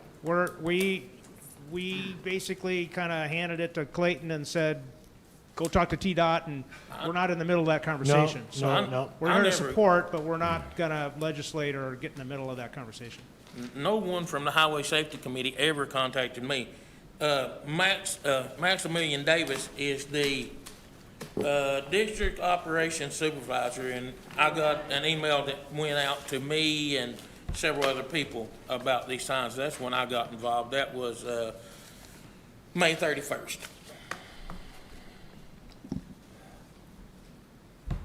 But It's a mystery.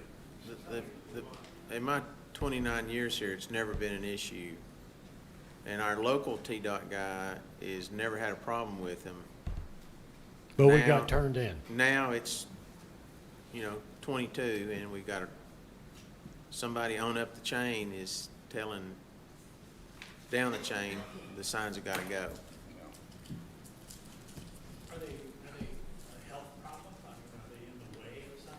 Nope. We don't know how the complaint was made. They just, Marty, let's just table this Yeah. until we have more information. Right. Move on. Let's go. So who's gonna provide more information? the next time. Well, I think we need Winston? to. All right. Let's move You're on. gonna talk to the I'll Highway do Safety some Committee? digging. Yeah. Hey, Marty, we have a question for Clayton real quick, if you don't mind, online. All right. Clayton, at the last board meeting, you stated that PSAC had questions on Jacob Engineering Sewer Support Report. Jacob's requested compensation. Status of the PSAC request. Well, that was a whole miscommunication, misunderstanding. I mean, it come out the way it came out was not the way it the way it was supposed to come out is not the way it came out. So, See, that PSAC has never been in happens to support. us. You know, PSAC has been Only in once more support. today. PSAC is good to work with. You know, we just had some miscommunication, but everything is worked out on that. We're not having any issues with that. Okay, let's move on to, we're gonna skip or defer 2022 capital major projects. That spreadsheet till next month. Everybody received a copy of it. Let's go to the land use plan. Winston and team.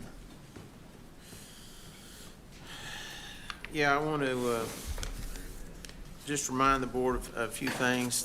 This was one of my goals for this year, was to take the all the vacant Tellico Village property, much of which we acquired from CCI, go to the management team, get their input, their ideas.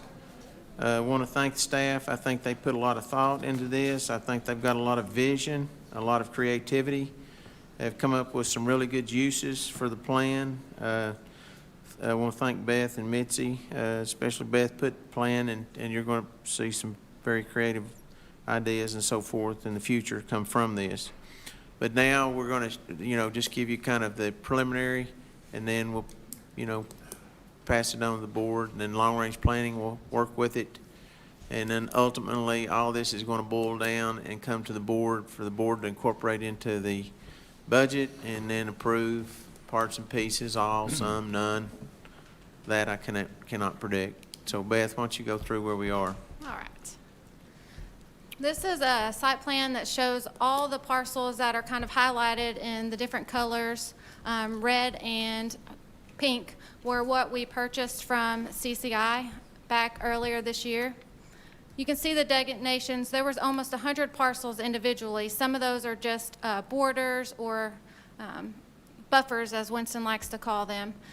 Of the 223 acres that we purchased, in this recommendation, 135.96 of those acres would remain green space to include recreation use, golf use, or park use, or just left completely green. Potential to develop 83.31 acres on 8 total parcels, potentially. We're going to talk about just a couple of those parcels today. One of these is what we call P1 in Kahiti. It's 20 acres. It sits right along the golf course's lakefront. This is where current the community docks in Kahiti are. These could be used for villas, potentially for more community boat docks, as well as the parking could stay there. My request for you is to take this out to bid, to work on an RFP to see if we can find a developer to help us in this project. We have about 50 people on the waiting list in Kahiti currently that are seeking a villa type of home. This is also in Kahiti. It's on the back of 17. It's 18.4 acres. Future uses could look like lakefront or estate home sites, expand community boat docks and parking, creekside walking path. My recommendation would be to take this out to bid as well. This is an aerial view of that property. It does enter from 2 different lots, so I think the arrival experience would be something that we'd need to work with the developer on if it was developed to make sure that it's very appeasing. This is my artwork, so I apologize. But just potentially what it could possibly look like is have the bridge walk in. There is a little creek that comes through there, estate home sites, a walking path that all the community can use, and then the expansion of boat dock, community boat docks. Poplar Springs, this is P38. It's as soon as you come into the village. It is 41 acres. Future uses could be townhomes, villas, possible condos, multifamily. It's really wide open currently. I would request that this go out to bid. Aerial view and then the topo of this property, you could see that the TVA main power line runs through there, so there is an easement allocated for that. Cooper had planned on originally developing this land and actually come up with a couple different schematics of what could possibly go there. This is just one as an example. They had townhomes on top and single family at the bottom. It was called Coyote Bluffs. Next steps, working with long-range planning and other department heads to flush out all the concepts that were kind of brought before the board. Prioritize development and planning and growth. We have already, if we were to develop these, we've already been in talks with PSAC and some of the guys that work close on our water and sewer line to make sure anything that we were to do there can be handled in current capacity and that anything put in would meet all of our specs. Everybody was on board with that with these properties. Long-range planning plans on to work on this the remainder of the year and come back to the board and the community in Q1 with a full-on land use plan. And then just again, a site map. So my request from the board today is, one of the things that we were charged with is to work on a way to pay back the loan that we took on this property. And looking at P1, P4, and P38, if we would have permission to move forward with working on an RFP to get ready for your review.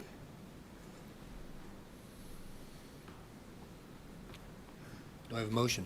Yeah, P1, P4, and P38. P4, P1, and P38. Motion to continue the process forward to, you call The it? RFP. RFP. Second.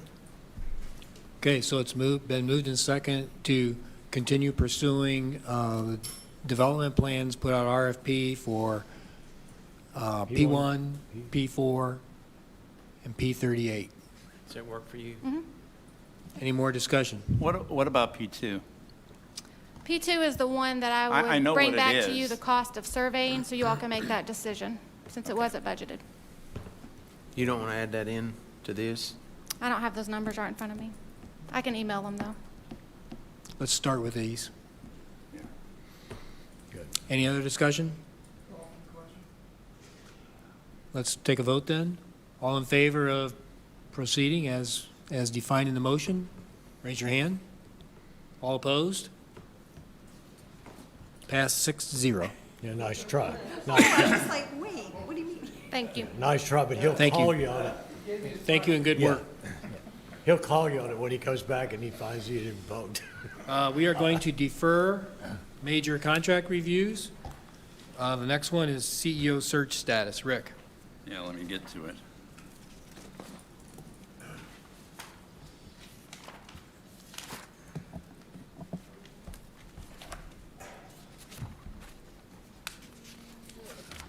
Okay. So this is the search update as of today. Activity continues to be brisk. Candidate generation process is complete. Well over 100 candidates have been vetted. We have more than enough candidate base to proceed with confidence. The search committee has gone through training and a structured interview and evaluation process has been developed. Initial screening interviews by the search committee have started this week. These are short, results-based interviews to get at candidate experiences and core competencies. This process will continue for the next few weeks, after which we will narrow the list to 2 to 3 finalists. The finalists will be invited in for more in-depth interviews, village tours, and board and staff interactions. In essence, this is an evaluation process combined with a bit of selling the job. I expect that we will make an offer in July, and that puts us on target for an early third quarter onboarding. That's my report. Okay, thank you. Next up are advisory committee liaison reports, finance.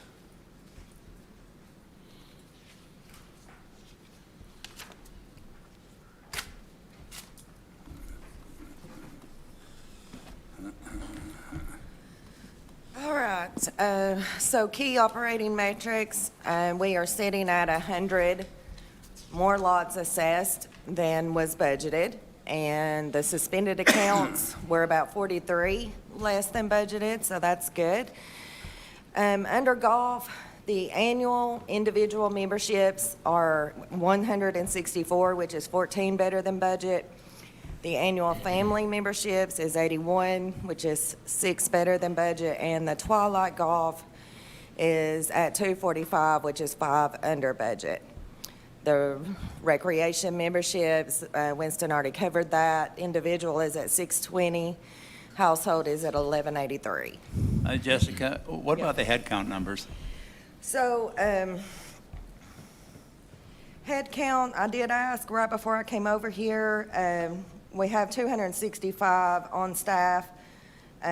Not sure about the budget number. That's getting harder and harder to discern at this point.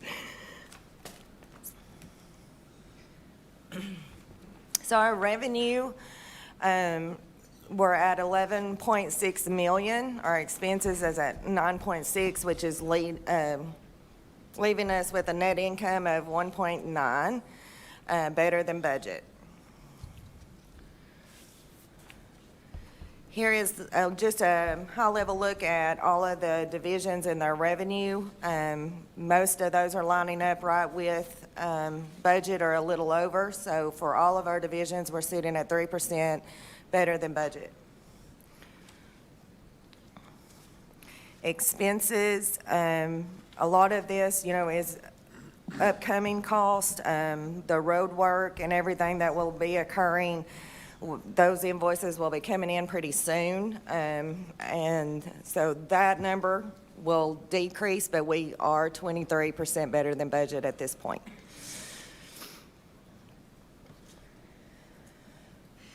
General operations, as you can see, transfer fees are way up, above budget.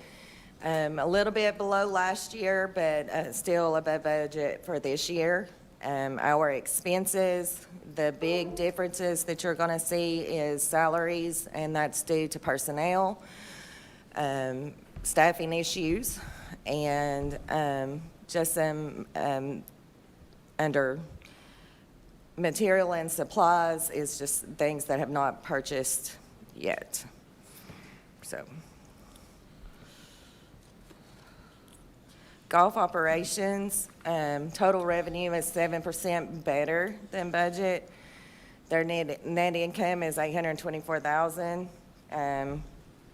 That's where they're sitting at. Total expenses is at $2.2 million. Recreation, again, rec is doing really good. They're 14% better than budget on their revenue, and their expenses is 17% below budget.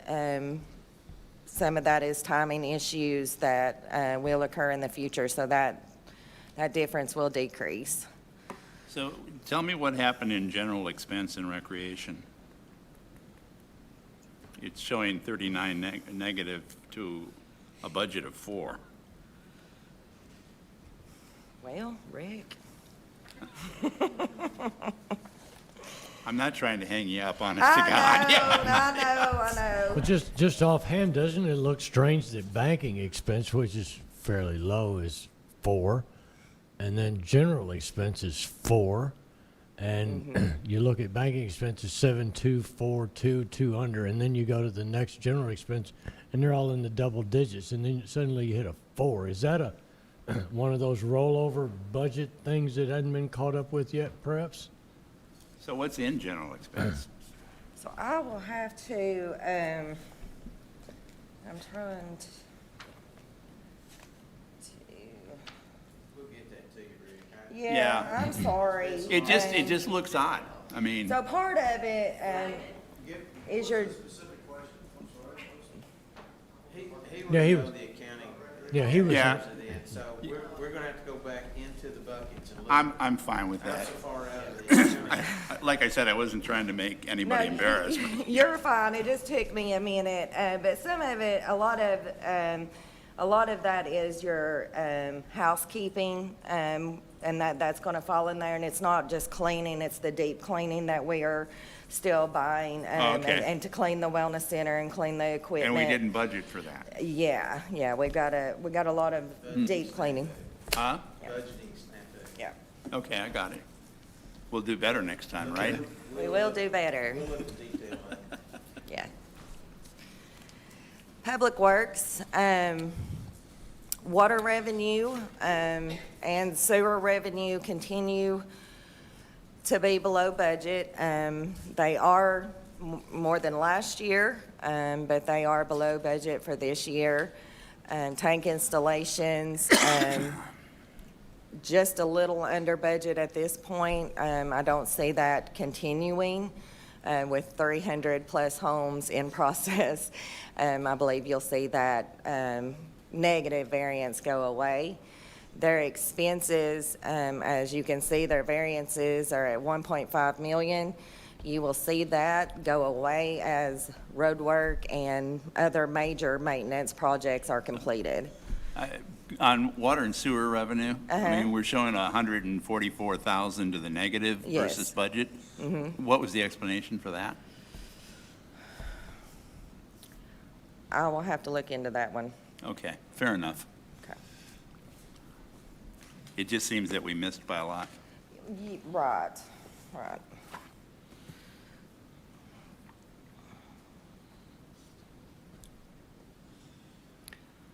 All right, public safety, that is your fire department and your Katy first responders, right in line with budget.